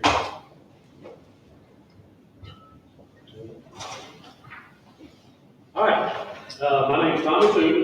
I'm the Office Administrator with our Office of Wildlife and Wildlife Fisheries.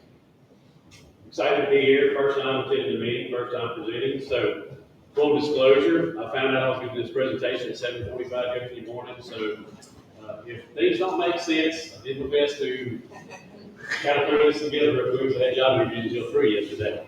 And depending on how this presentation goes, if they fire me, I may hire myself for the job reviews I did yesterday. So, with that, you probably wondered how a guy with an accent like mine is over coastal properties, right?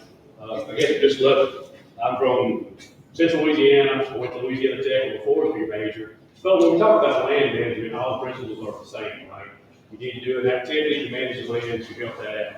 So today, that's my background, I'm going to highlight some of the things that we're doing on our coastal property. We have, I think, 13 designation refuges that Office of Wildlife is responsible for.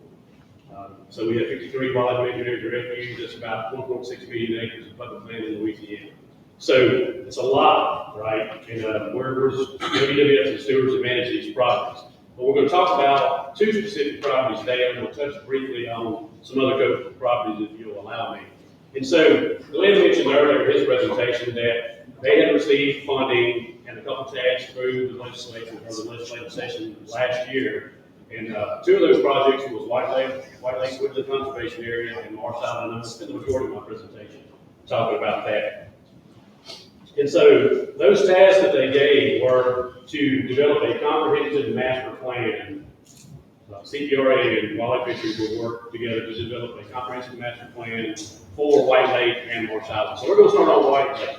And with that master plan, we do have a contract for Royal Engineering, and I would be remiss if I didn't thank Karen Latuso, who's the project manager for Royal Engineering. She actually helped me built the majority of this presentation for me, so I'm not going to, wasn't too much under. I was under the gun, but she kind of saved me when I emailed her, said, hey, I need this information. We've been providing information to Royal, and she kind of had a clear answer where all this information was, because there's 5 different employees from Wildlife Fisheries providing the information. So instead of getting that information from those 5, she was able to provide it for us. So let's talk about White Lake. If you're not familiar with White Lake, that's it. You see it's identified southwest of Lafayette. It's a very unique area. It's super important for wintering waterfowl. It is around 72,000 acres of freshwater intermediate marsh in Vermilion Parish. There's marsh and agricultural land. It was donated to the state of Louisiana in 2022 by British Petroleum. And LDWF leases parts of the land to farmers, ranchers, and hunters. And you see the crosshatch, you see the Gulf Intercoastal Waterway up at the top, kind of going through the property. North of there is a lot of agriculture, most of the agricultural land. You see UE3, that is marsh, and south of the Intercoastal Waterway on the eastern side of the property is also a little bit of ag land, but a little bit of agricultural land. It is a self-generated property, meaning all the money is raised on the property through these leases that we talk about, through surface leases, through some mineral revenue, through the disposal of some surplus property, through donations, through some lottery hunts. If everybody's familiar with White Lake, we used to have a corporate hunt. So we raise revenue to operate this property. And we're right now, since COVID, we haven't had the ability to have those corporate hunts, but we're operating on a surplus of about $200,000. We raise revenue about $1.2 million a year. We spend approximately $1 million. And so that's a good thing, right? The bad thing is it's an aging property with aging infrastructure that's aging. When I talk about infrastructure, I talk about land use features, whether it be water control structures, levees, things of that nature, pumps. And then we have the facilities, the lodge and the associated facilities and all that. So when you talk about surplus of $200,000 on these coastal properties, this commission, for sure, I didn't have to talk about this, not a lot of money. So the governor's office has identified as a priority, and that's why we're developing this master plan, because what we see is wildlife fisheries, we don't have a knowledge problem. We know what the property needs. We know what we need to do. We have a funding problem. There's no reason for me to pay $5 billion for engineering design. If I have a surplus of $200,000, I'll never have enough money. Or I say the department will never have enough money to appropriately manage this project. So that's what we're doing, is we're working with CPRA, and we're developing this comprehensive master plan, which will identify the priority feature projects we need to work on. It will also do some initial engineering survey and design with some cost estimates. So when we go to the legislature, when we go to our stakeholders and say, this is what we need to continue or to make sure that White Lake exists into the future. And why are we making these investments? We're making these investments to conserve this property so LDWF can appropriately manage these properties, all right? And so what are our primary goals and objectives of White Lake? We want to sustain and manage the wetland habitat on White Lake. And we basically manage this wetland habitat for wintering waterfowl, right? It's a super important area for Vermilion Parish and the surrounding areas. It holds these wintering waterfowl. They provide great habitat for them, but they also get up and they move around, and hopefully people in the surrounding community can utilize these and have opportunity. So it's really important. It's managed river. We manage the wildlife species associated with the wetland with primary focus on waterfowl. And then we maintain an agricultural presence on whiteland leases when feasible and compatible with wildlife. And that's our major funding source, is the reason we're doing it. If I had an endowment where we didn't have to do agriculture, we may would manage it differently. We may do agriculture primarily just for the waterfowl usage and not for revenue production, right? So there's a lot of layers to this onion that we're building, right? So what are our challenges? I talked about that infrastructure that's aging, subsidence, lack of freshwater inputs, but it's just getting old. It's things are happening on White Lake on the landscape. So we have the erosion of the impounded levees. You saw the map. It's separated into 8 different management units. They all have levees surrounding them to keep the water out, right? We have the Unit 2, historically it's called the Caddo. It's a marsh, it's a refuge. It's a refuge that we manage. There's no access, there's no hunting. Due to the way it has been historically managed in the past by previous owners and LDWF, we have lowered the elevation is -3 feet. In other words, that levee is keeping water out. And I can't get water off of it gravity, we have to have a pump to pump it off. So we have subsidence that's really affecting this problem, right? We have these levees that are deteriorating. We have levee breaches along Unit 2, the Gulf Intercoastal Waterway, and the Florence Canal. And we have intensive management needed for the whooping cranes. If you don't know, we have an experimental population of whooping cranes only that we manage for. And then we have all this oil and gas infrastructure that's all over the property that creates barriers for management, right? There's whole pipelines we don't even know. There's gas lines on top of the ground. Whenever you're trying to rebuild a levee, you can't stack that dirt on top of the pipeline. You may actually have to move it, right? So if a storm comes through, there's some damage, there's a lot of times we can't go fix it immediately because you have this oil and gas infrastructure there. And then the lodge, it's in need of updating and repairs in the associated facilities. I'm gonna focus on the land management today more appropriately for this group and not go into like the public use facilities, right? So this master plan development, I focus on the collaborative effort between LDWF and CPRA. The plan is due in October 2025 and will include the priority projects and cost estimates. And our goals are just, I went over those goals. And secondarily, we need to allow public access with minimal impact to wildlife and habitat. And then we want to start hosting this education outreach activities. Historically, we only allowed some lottery fishing and some lottery hunting on the property. We want to engage the community. We want to offer this, build a world-class facility where we get schools out, we can get members of the public, the House Natural Resource Committee, they need to have a getaway and have a meeting, or this group could have a meeting. We could have a facility where we could have those type of activities, and we would like to facilitate research. It is a public property. We do wetland management, we do marsh management. We should engage our research and universities to accomplish research, which will provide kind of a blueprint to how to manage appropriately these marshes for private landowners and others. So past projects, we're not just sitting still, we're doing stuff with that surplus of $200,000 that I've talked about. We have, in 2010-11, we did the Unit 4 restoration pump drain. In 2013, we did some breakwater construction along the GIWW with help from Ducks Unlimited and some funding from LDWF and NACA.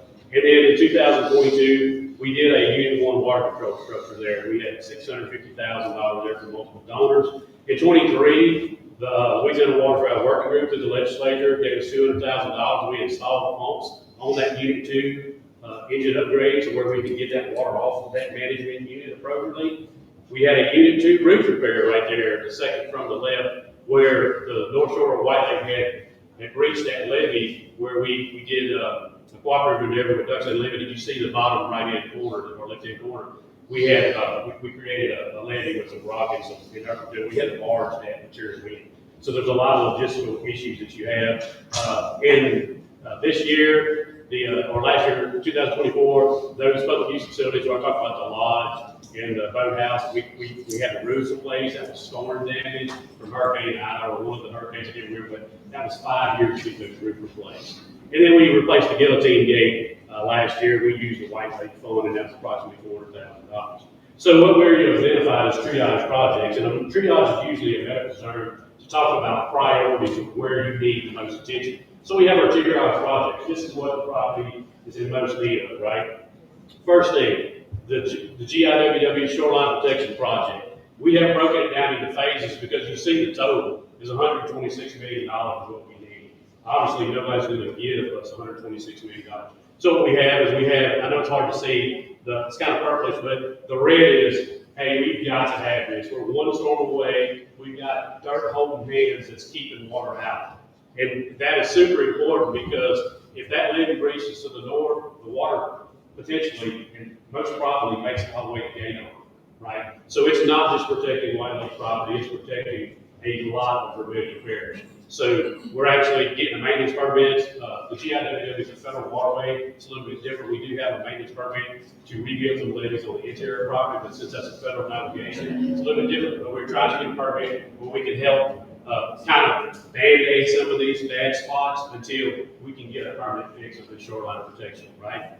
So you see we have it in phase 1, phase 2, and that's my priority. Obviously, phase 1 is an urgent need. All right, so we've identified this. We've done the survey, or Roy Engineering has done the survey, and we've worked with CPRA and we're to develop this priority project list. The Unit 2 Impoundment Levee Stabilization Project. We talked about the CODO. Since it's in a refuge, it is super important, and a lot of public interest in the CODO Unit 2. I talked about that the elevation being -3. You can't get the water off. You have to pump the water off of it. We hope to get appropriate infrastructure in here where we can do forced irrigation and forced drainage, maybe even sub-impound some of that stuff. But the first thing we have to do is, it doesn't matter how we manage it, if we don't improve the levee system and keep it from flooding, it doesn't make a difference, right? You gotta have an oven to make a pie. I mean, we've got the pie, we've got the oven to make a pie. So we have the knowledge, we know what to do, we just need to we've identified, we have to do these projects to make sure we can have the protection and the management capabilities we need. And you see that there's several different alternatives because of the infrastructure. You see the little down there, the most left. There's a little piece cut out. That's a Texas Petroleum facility. So you see there's a levee all the way around it. There is gas lines and oil lines all around there. So what we've talked about is alternative 1, where we just bypass the facility, and alternative 2, we bypass it, but we take a little bit more into that property. That's probably more feasible than trying to work around all that old infrastructure when you talk about developing that process. And then the White Lake, the north shore of the White Lake, you see those 2 green lines, the prevailing southeast winds in the spring just beats up. And you can see the White Lake shoreline, the yellow in 1990, or the white in 1998, and how much it eroded into 2014. So when we talk about the White Lake shoreline, we're at $99 million. So when you add up the White Lake shoreline, the GIWW, the Unit 2 levee stuff that we need, you're looking at about $250 million that we need to invest in the property, so we can manage it appropriately. So with that, I'm going to move to Marsh Island. And Marsh Island, everybody's familiar, it's just south of Sycamore Point, it's in Vermilion Bay. It was donated by the Russell Sage Foundation to the department. Obviously, the department has some parameters on what can and can't be done on the property, and we manage it appropriately like that. So a little background information, it was originally 76,000 acres, but it was donated in the early teens, right, 1900 teens. And so due to shoreline erosion, it is now, it's actually less than, it's about 68,000 acres right now. When you look at its brackish intermediate marsh, it's important for wintering, it's important habitat for wintering ducks and geese. It's important nursery grounds for critter crabs and other. And it was historically 5,000 years ago. It was a freshwater cycle swamp, right? But it separated from the mainland now to brackish marsh. So our management objectives are pretty much in line with White Lake. Is we want to improve the Marsh Island and winter waterfowl habitat, promote wildlife diversity, maintain densities of fur bears and alligators, and then provide recreational activities as well. And so our resource management that we do out there is much like White Lake. We have fish stress weirs, we have flat gate water control structures, we do marsh burning, we do habitat enhancement, and we do the data collection, monitoring, and resources. So this is a slide. Marsh Island has 10 water control structures on it currently. And when you talk about maintaining, if we had to replace those water control structures, you're looking at a cost from $3 million on the low side to probably $8 million on the high side for some of the bigger structures. So when you do that math, you had to replace all those, you're looking at $50 to $80 to $100 million. Historically, Marsh Island has had north of 45 structures on it because of subsided and the marsh kind of breaking apart and fragmenting. Now we only have 10. So stop and think about that. When we first got this property, we had somewhere around 50 water control structures because the marsh was attacked. And you had all the units you could manage it. Now we have 10 because it's so fragmented. And so that's why we need to address Marsh Island also. We have these marsh management units that those 10 impoundments service.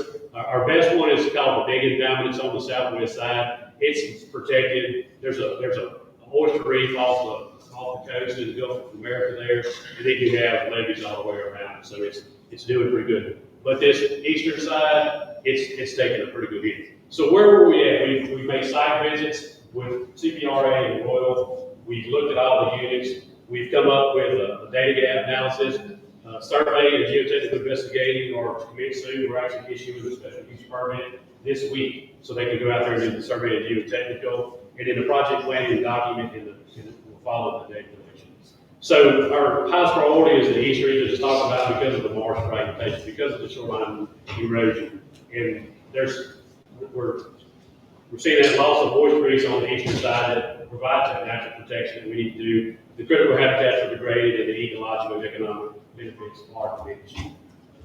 So here's conceptually our critical needs. You see on the kind of the southeast corner down there, where you see the blue crosshatch, we're looking at survey that unit to do whether we look at marsh creation or marsh nourishment. Obviously that's just an elevation difference, so we need to do the survey to see what qualifies, what the property qualifies for. We do the shoreline protection features, maybe rock off the shore there. We do shoreline protections, and then we do the reintroduction of oyster reefs on the eastern and southern shore to kind of help naturally, right? Provide the habitat component and protect that shoreline. The data collection plan, we're going to do definitive, we're going to do magnetometer, and then we're going to do geotechnical. And so we're just waiting on the permit to begin this data collection. And I know I'm going fast, but we're going to go to lunch. I don't want you to get angry. And so with that, we talked about Marsh Island, and we talked about White Lake. I'll briefly touch, I talked about those 51 other properties. Look, Edwards Island is a fisheries property, so I'm not going to talk about it. But Rockefeller, we have a bunch of restoration stuff. We have the Gulf of America shoreline protection projects that benefit the refuge. We have the completion of the ME35 Gulf shoreline. It's 3,200 feet, it costs $13 million, and that was approximately 5 miles of shoreline protection completed. We have the Southwest Coastal, ME41, is 6 miles of shoreline protection. That's being considered for the coastal plan. That's about 30 million. We have 30 million that's already obligated from Congress and envisioned by the Army Corps and CPRA. And then we have the PBL 35 proposal, where we talk about the shoreline, Gulf West shoreline protection and engineering design, and that's valued somewhere almost $3 million. And then we have recent vegetation plantings along the beach of Rockefeller, where we planted 10,000 plants involving CRCL, some huge roots, and some LDWF staff. So we got a lot of stuff going on Rockefeller also, and then we just started the Louisiana Watershed Initiative, Hermitage Inundation Relief Project a few months ago. That's $25 million, and that's currently under construction. So other coastal, other efforts on our coastal donations and refuges, working with St. Charles Parish on their master plan include features on Southwest and Tiffany and WMAs. We're working with CPRA on the Testimony 100 area design for state wildlife projects, state wildlife refuge projects. And then we're working on NGOs like Restore the Earth. I know we're going out with Polly next week to help do some plantings. We're offering some logistics assistance with some boats and some manpower. So we're always working with NGOs and our partners, to plant thousands of acres of wetlands.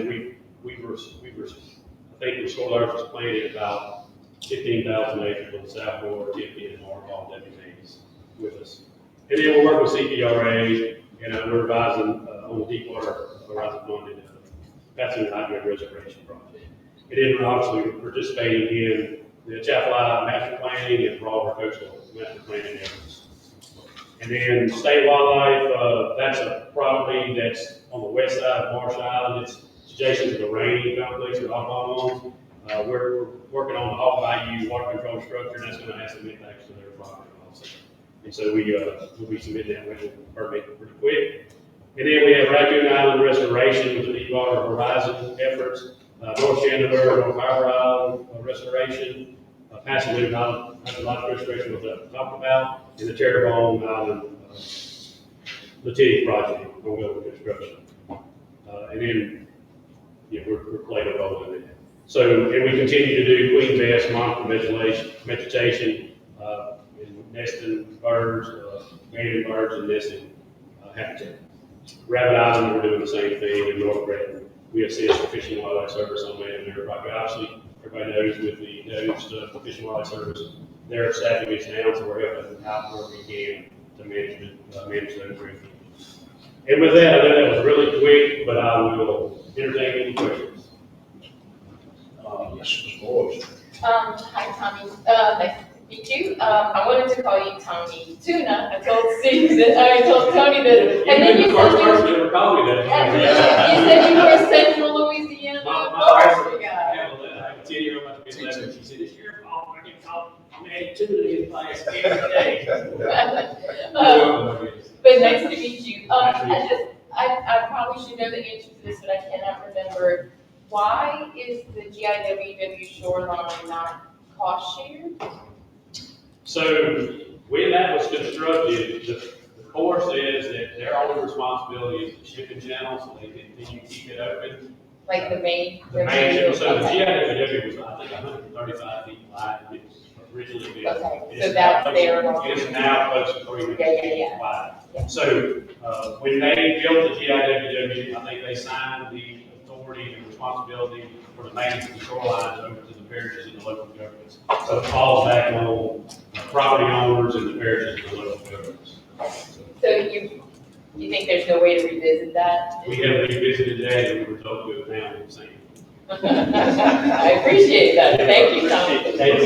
Well, I don't appreciate it. I appreciate No, the I don't honesty, but appreciate it. It's difficult, right? But that's one of those things that somebody signed probably not knowing the effects. So when you look at that north shoreline along the White Lake and even some of the south shoreline of the GIWW, there's places where it's just a couple of feet wide.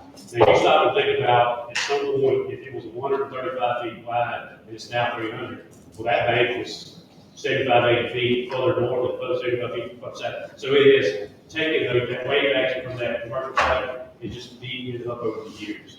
So yeah, it's our biggest issue right now. Yeah, I appreciate that. I got one brief one. And thank you, Mr. Alfred, I appreciate that. So I think one of the most exciting things about Moore Small in the Moore version is the fact that it's going to impact almost entirely public land. That's, if I'm not mistaken, that's the biggest WMA in the state. That's correct. That is correct. Is there been a level of coordination between wildlife fisheries and CPRA on some of the additional features that may need to come in the future, like some spoil bank gapping and things like that, to the water to move a little bit better, maybe facilitate? I know that there's a boat launch, at St. James Boat Club, there's a boat launch feature that's associated with construction of the project, or some other launches in Legacy, but even to just maybe facilitate a little bit more access into some of those areas where the fish and wildlife habitat should improve. Right, and so the issue is,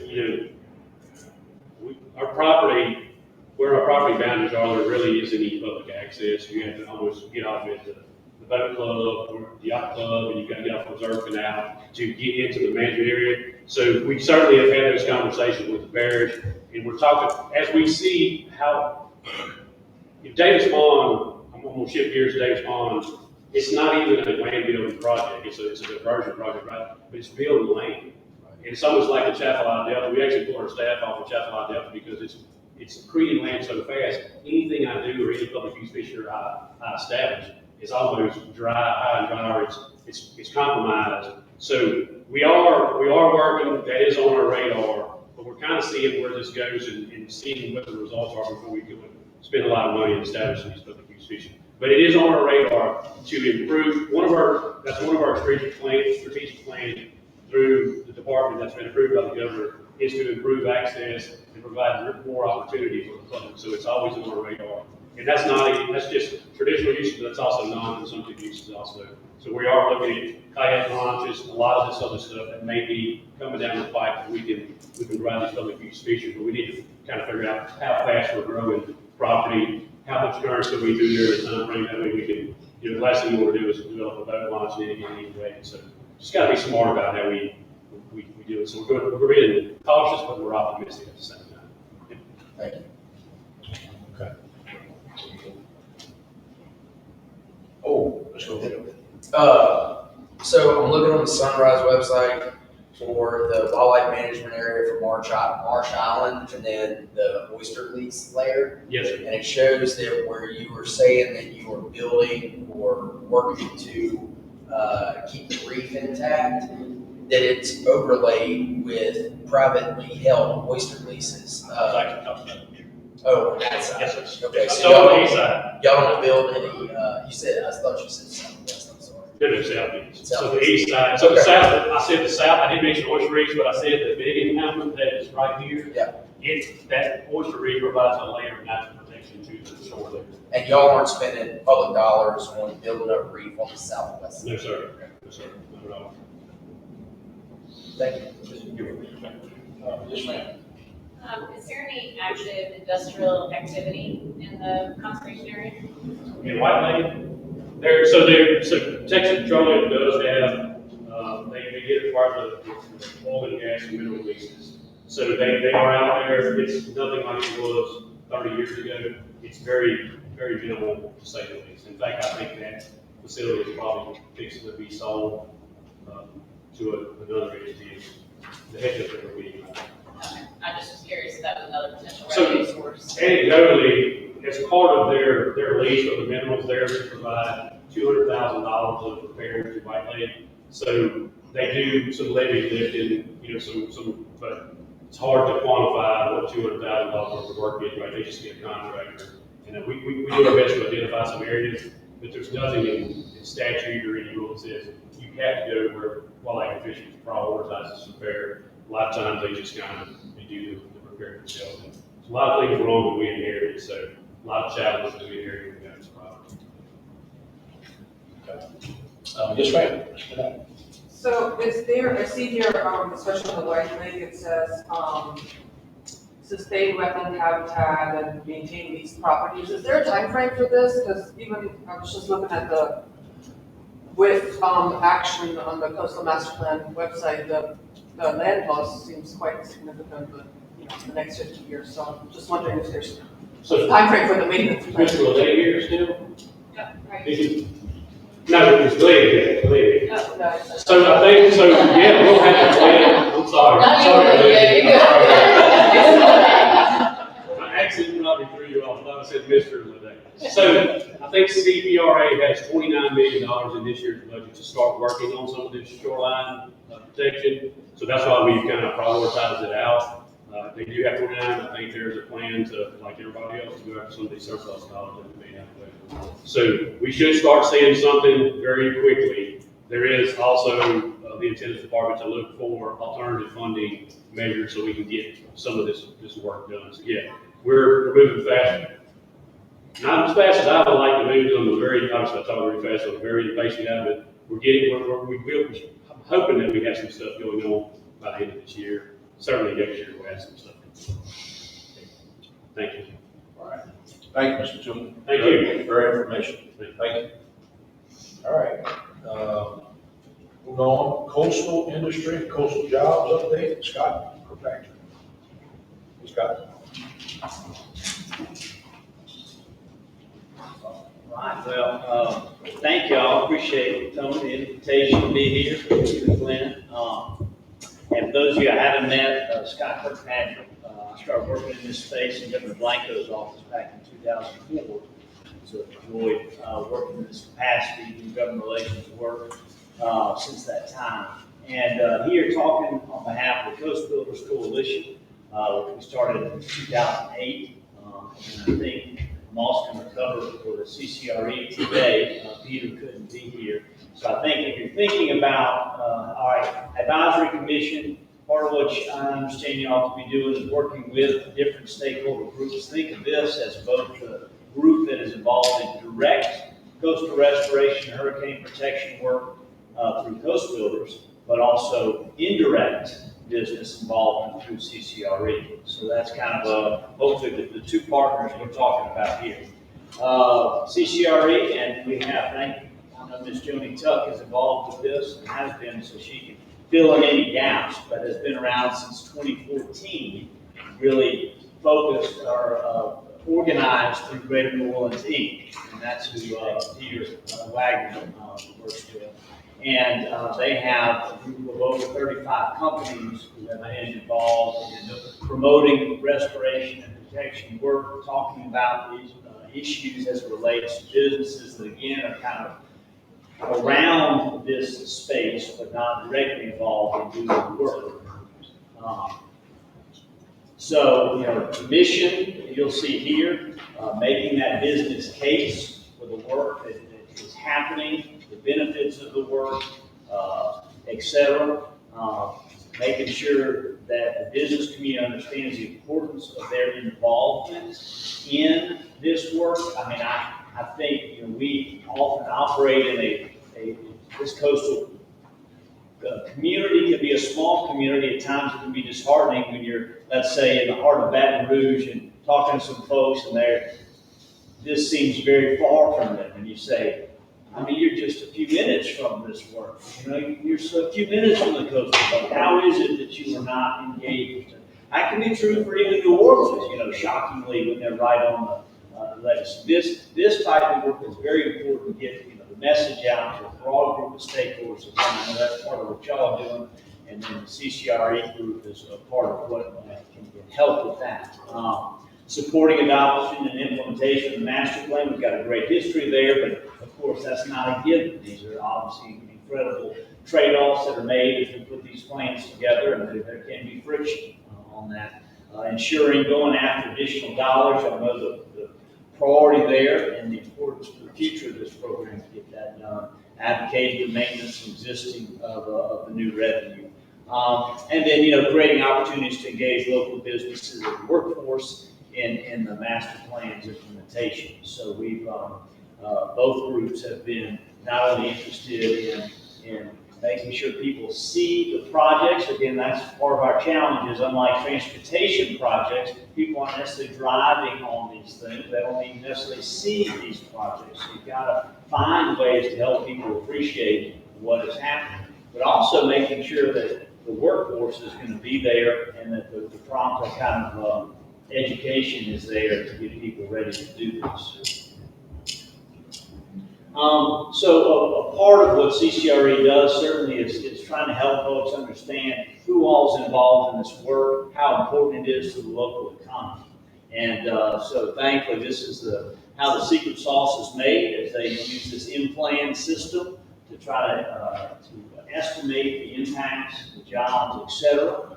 And as you put all this in there, it shoots out all these wonderful numbers, right? And so what they've done here, Peter and his team, is, again, you'll see this is assuming implementation of the annual plan at $1.7 billion.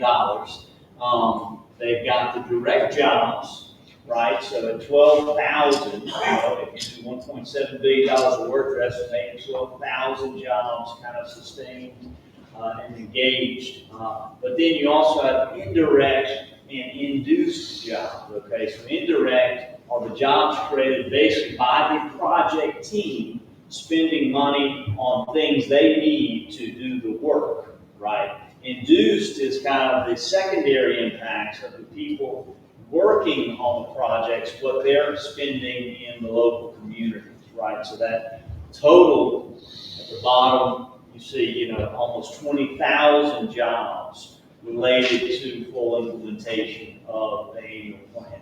Now, just a side note here, I know Glenn was talking about, the annual plan is kind of an estimation of this is the spending authority we need, and I think so in the past, as we've kind of looked at, well, of the spending authority, how much actually goes out the door in any given year, that can vary, but 50 to half to 2/3 probably goes out the door in any given year. But I would still say these numbers are pretty darn accurate because this doesn't take into account what the Corps is doing, right, with their program. And the Corps, Captain Bob knows this, lately has had a very aggressive plan, almost $1 billion.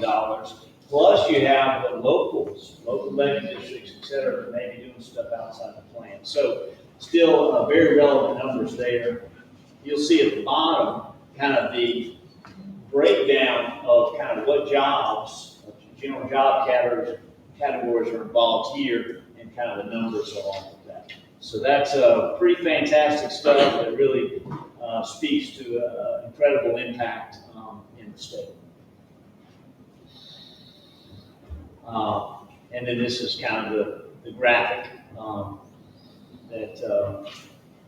and then I think CPRA often use this at times as they go through their presentations, or the annual plan presentation. So that's CCRE. I'll pause there.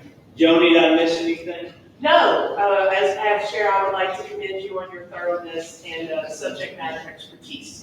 Great job. Well, please pass that on to Peter. I got a nervous text from him a few minutes ago that said, do you have any questions on my presentation? Appreciate that. Very good, and so I think either that's going to get you to help me move it to mine.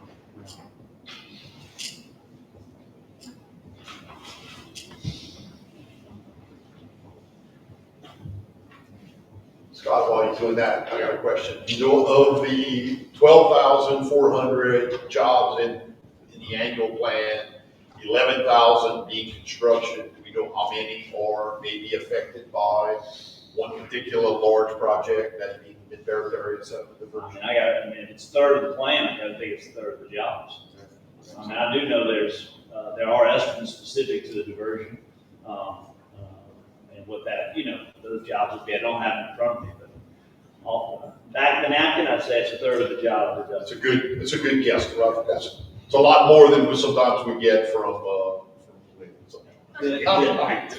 Get back to you on the number. I can tell you that from the previous analysis that was done just a couple of years ago, it was about 3,500 jobs annually and spread out over 5 years. You add all that up, so that's the number of annual jobs that you're looking at.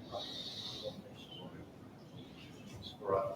So as I mentioned before, we put a nonprofit together back in 2008 to bring the industry together to advocate for restoration protection. Really, it was born out of the state saying, hey, we need, it was post-Katrina, we've got a lot of interest, we need help and advocacy, and if folks want to participate here, we need their help in coming alongside us and being advocates, and that's where Coast Builder started.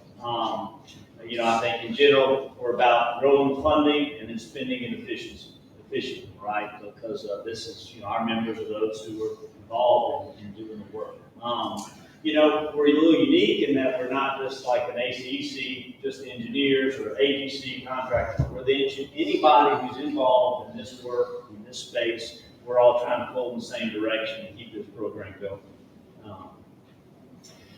So I love kind of talking about this, and I've given this at the something similar at the CPRA board meeting. But if you look at kind of pre-Katrina, you were looking at about $100 million a year industry, right? That's just kind of what the state was spending, ROE Act, little money here and there, locals, but it exploded post-Katrina. And we've been at about $1 billion clip plus since that time. So tremendous growth there. Of course, initially you had the levy work was heavy, right? It was, if you're in that industry, it was heavy on the levy work because that's where the $15 billion plus programs happened.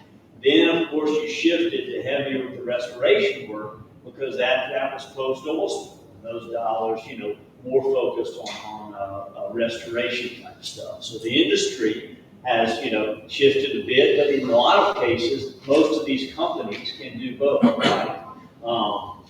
And in fact, that kind of comes from the diversity that they have from their work in the energy industry, right? A lot of these companies have worked offshore, they've worked on the coast, they can build levees, they all can also do restoration projects, and many of them are in the transportation space. So it's an interesting kind of ecosystem that you see, and it's good, right? And in a lot of ways, it keeps them flexible. I just mentioned this earlier. When we look at the annual plan, that's an important piece, but you also got to take into account the core spending, because that's also pulling on resources. I know at times the state, or really always the state in particular, is always discussing with the Corps their dredging plans, because the Corps' got dredging needs, the state's got dredging needs. They don't want all the solicitations to come out at the same time, because then either you won't get bids or the bids you're going to get are so high. So there is some importance there to try to sync with the industry to make sure you're getting the right bids, the right costs, the right flow for that work.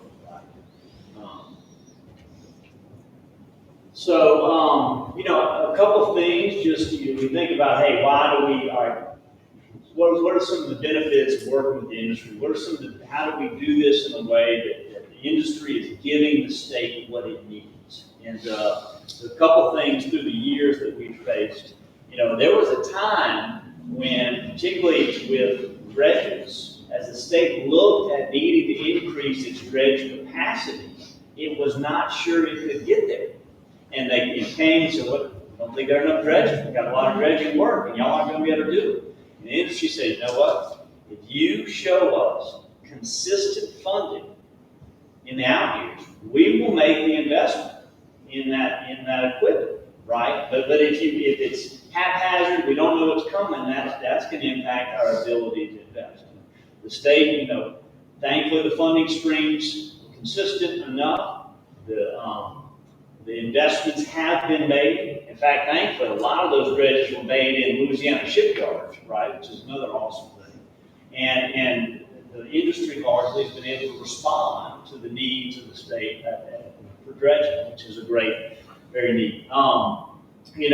Questions. Hey, do we have the workforce? Do we have do we have the master's program we need? At times, we didn't even know if there were enough at higher education institutions in Louisiana didn't even have some of the programs we needed for some of this. But again, they saw the future, they responded, made sure they had the majors and the masters they needed to kind of respond there. And so we do often talk to, whether it be community colleges or other higher ed institutions, to talk about, hey, what are you seeing?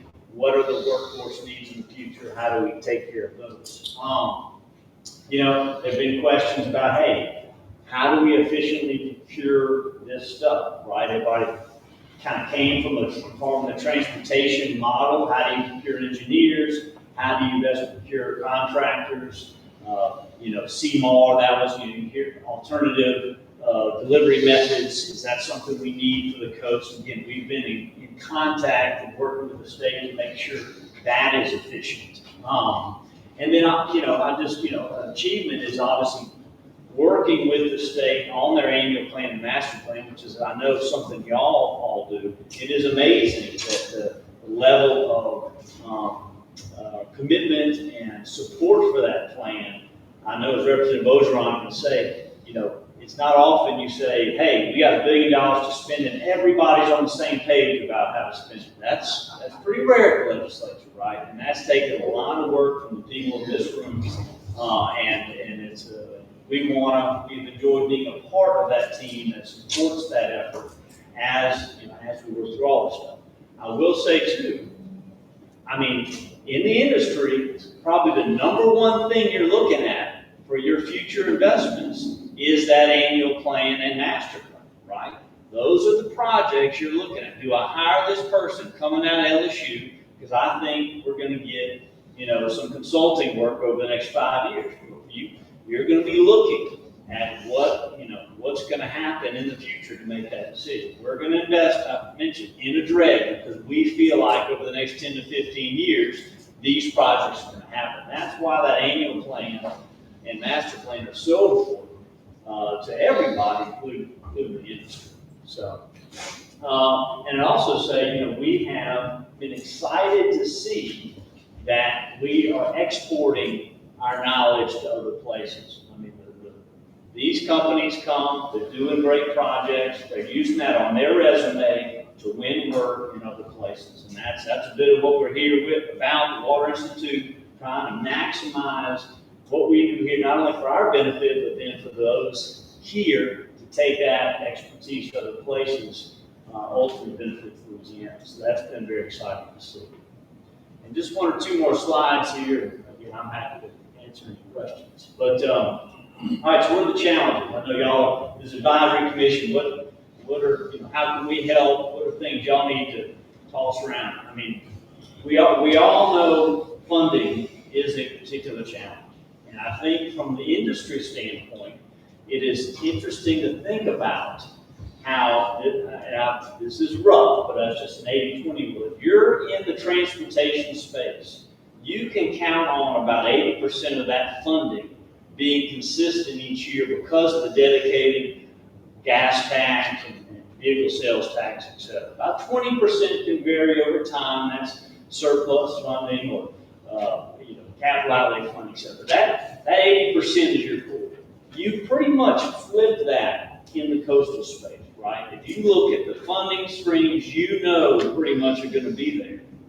It is only about 20% that you know. So from the industry standpoint, that is they're wary, something to be wary of, right? But also something to say, look, I tell my folks, you can't sit on the sideline. If you're enjoying the work that's coming out, you better help the state get more work and get the money for the work. Because it's, unless we have strong advocacy, unless you're promoting your projects to people in your community, they're not going to choose to fund them down the road, right? And so that's kind of a call to action. Again, look forward to, we always want to work with y'all on funding stuff and know that's a big piece of what this group is about. Workforce can be a challenge. Again, it's great that companies are involved in a number of different areas, right? But it can also mean if oil and gas ramps up, takes a lot of resources away, maybe you don't get as many bidders on the coastal side, right? Transportation ramps up, suddenly you're having trouble hiring people for certain things, Some of our dredging guys, they got, in particular, got to be on boats, got to have the right certifications for that. That can get tight. So it is an interesting challenge at times. It's just something you got to deal with, but that is something we look out for. Opportunities to innovate. I mentioned this. I think we've had good success in a lot of ways with this, but it can be hard on the state to tee up innovation, right? I mean, I can remember, a lot of the experimenting with breakwaters and all that. And some company comes out, I think I got this good idea on these breakwaters. I can't get the state to spec this out. And from the state side, they say, well, I get it, but it's unproven. I don't want to spec something, it not work, and then they come back on me and say, you should have known. And so I do think there's a balance there. There's a certain approach you need to have to encourage that innovation in the right way.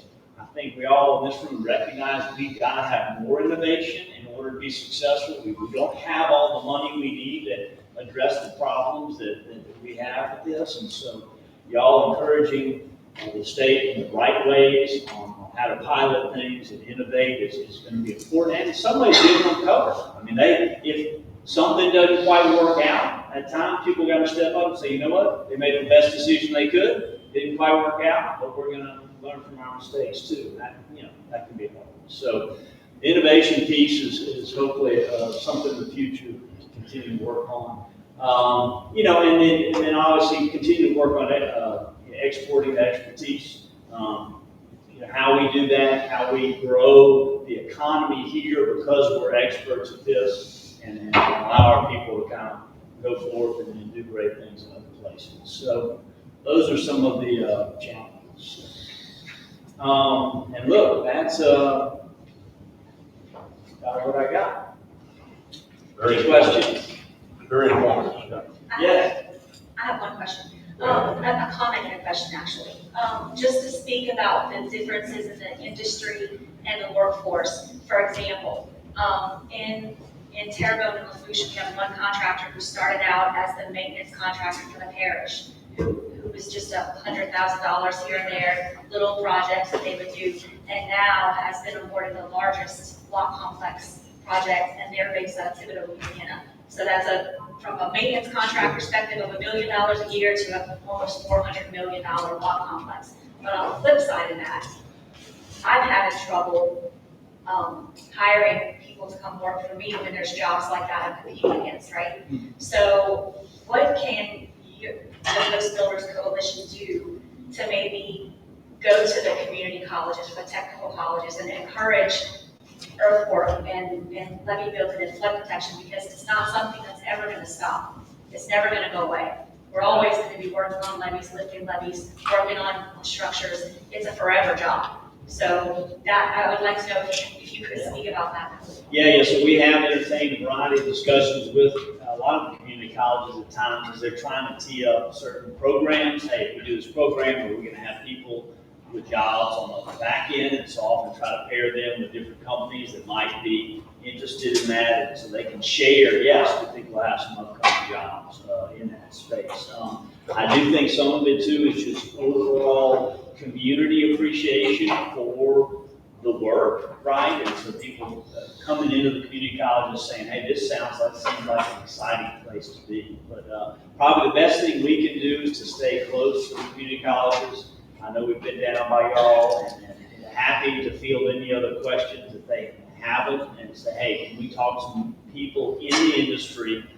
We have some people in this, we have some graduates or some students in this space, and want them to understand what the opportunities may be. That's probably the best thing we could do to help.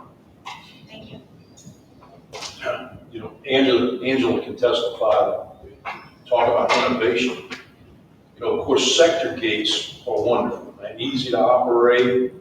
Everything's great, right? We love to have them. We have 13 barge gates. We had the option of not having gates or putting in barge gates for about 1/5 of the cost. And they are a pain in the, you know what, to operate, to open and close. But our option was to either not have them or have a little bit of innovation and design barge gates, and they work great. You just have to have quite a few people to operate them, open and close them before and after the storm, you know? So, any other questions for Scott? Yes, sir. That 80/20, 20/80 thing was interesting, and I won't poke on it too much, but that sounds almost exactly right past 2032 in terms of funding streams that currently exist. But it seems like right now it would be more around 80/20 in terms of the money that's fairly well.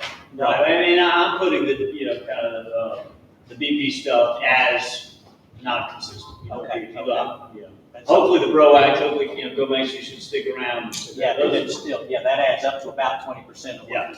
So, okay, but if you're in the industry, right, so we got whatever 2031, 2032, the money runs out. But the state's pretty much gonna have programmed out all of the projects in the next few years. They're pretty much gonna be able to tell the industry, these are the projects we got. Now, it's gonna take, 5+ years to, get the money out to y'all.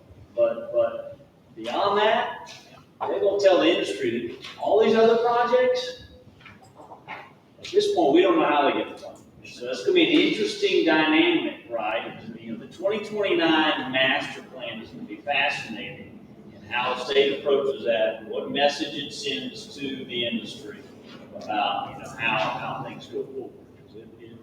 Even though it's 2029, that 29 master plan, you're gonna know where the money's going. Related to that, Scott, I know you guys have, been part of that Shores Coalition that's been advocating for the RISE Act. Didn't ultimately pass last Congress. Some talk about it this Congress. Are you following as a coalition where that legislation may be, and absent of it potentially passing in this Congress? What are the other options there to secure some more long-term funding? Yeah. Well, look, I don't know that I have any extra insight. Neil does a great job getting the best Neil McMillan, the best updates. I think it's kind of seemed like a bit of a black hole now as leadership kind of churns on. But I am so hopeful because it it is a time that could happen, and if it doesn't, Chris, we'll still be plugging away. But I think what's interesting for this group, not to be negative, but that for some time that has been our main source of additional funding. It's a very important source. We need to be successful, but this group's also got to wrestle with that. Even if you get that, that's only a portion of what we need to maintain the $1 billion a year. And at this point, the amount of funding coming at the state or local level is relatively small. And so, where do we go? Right, and that's not a today question, but it is tomorrow. I kind of need it, and this group could maybe help in that consideration. Thank you. Okay. Scott, thank you very much. Appreciate it. Okay, and moving on, we have 2 speaker cards. This is the Dave hypoxia situation. Yeah, this is Dave. He might have left. We're going on over. All right. And Polly Glover. Restore retreat. All right.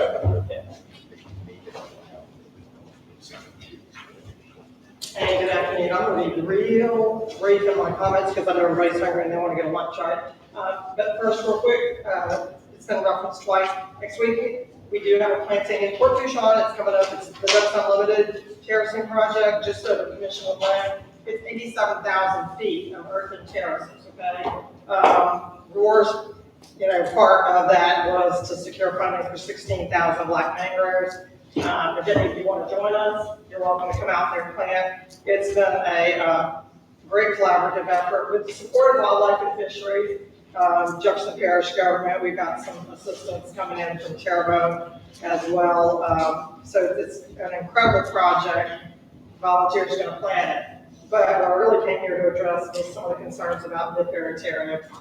There's a lot of talk about, the science and the operations of the project, but, the other so-called elephant in the room, which really needs to be addressed, is Mid-Barataria not going through doesn't just impact the residents of Plaquemines Parish. It's going to have, impacts across, really impacting everything south of the I-10 without those wetlands there. I think most of us that have been working on advocating for it, some of y'all, Steve, some of y'all certainly doing it longer than I have, will note that the science is solid.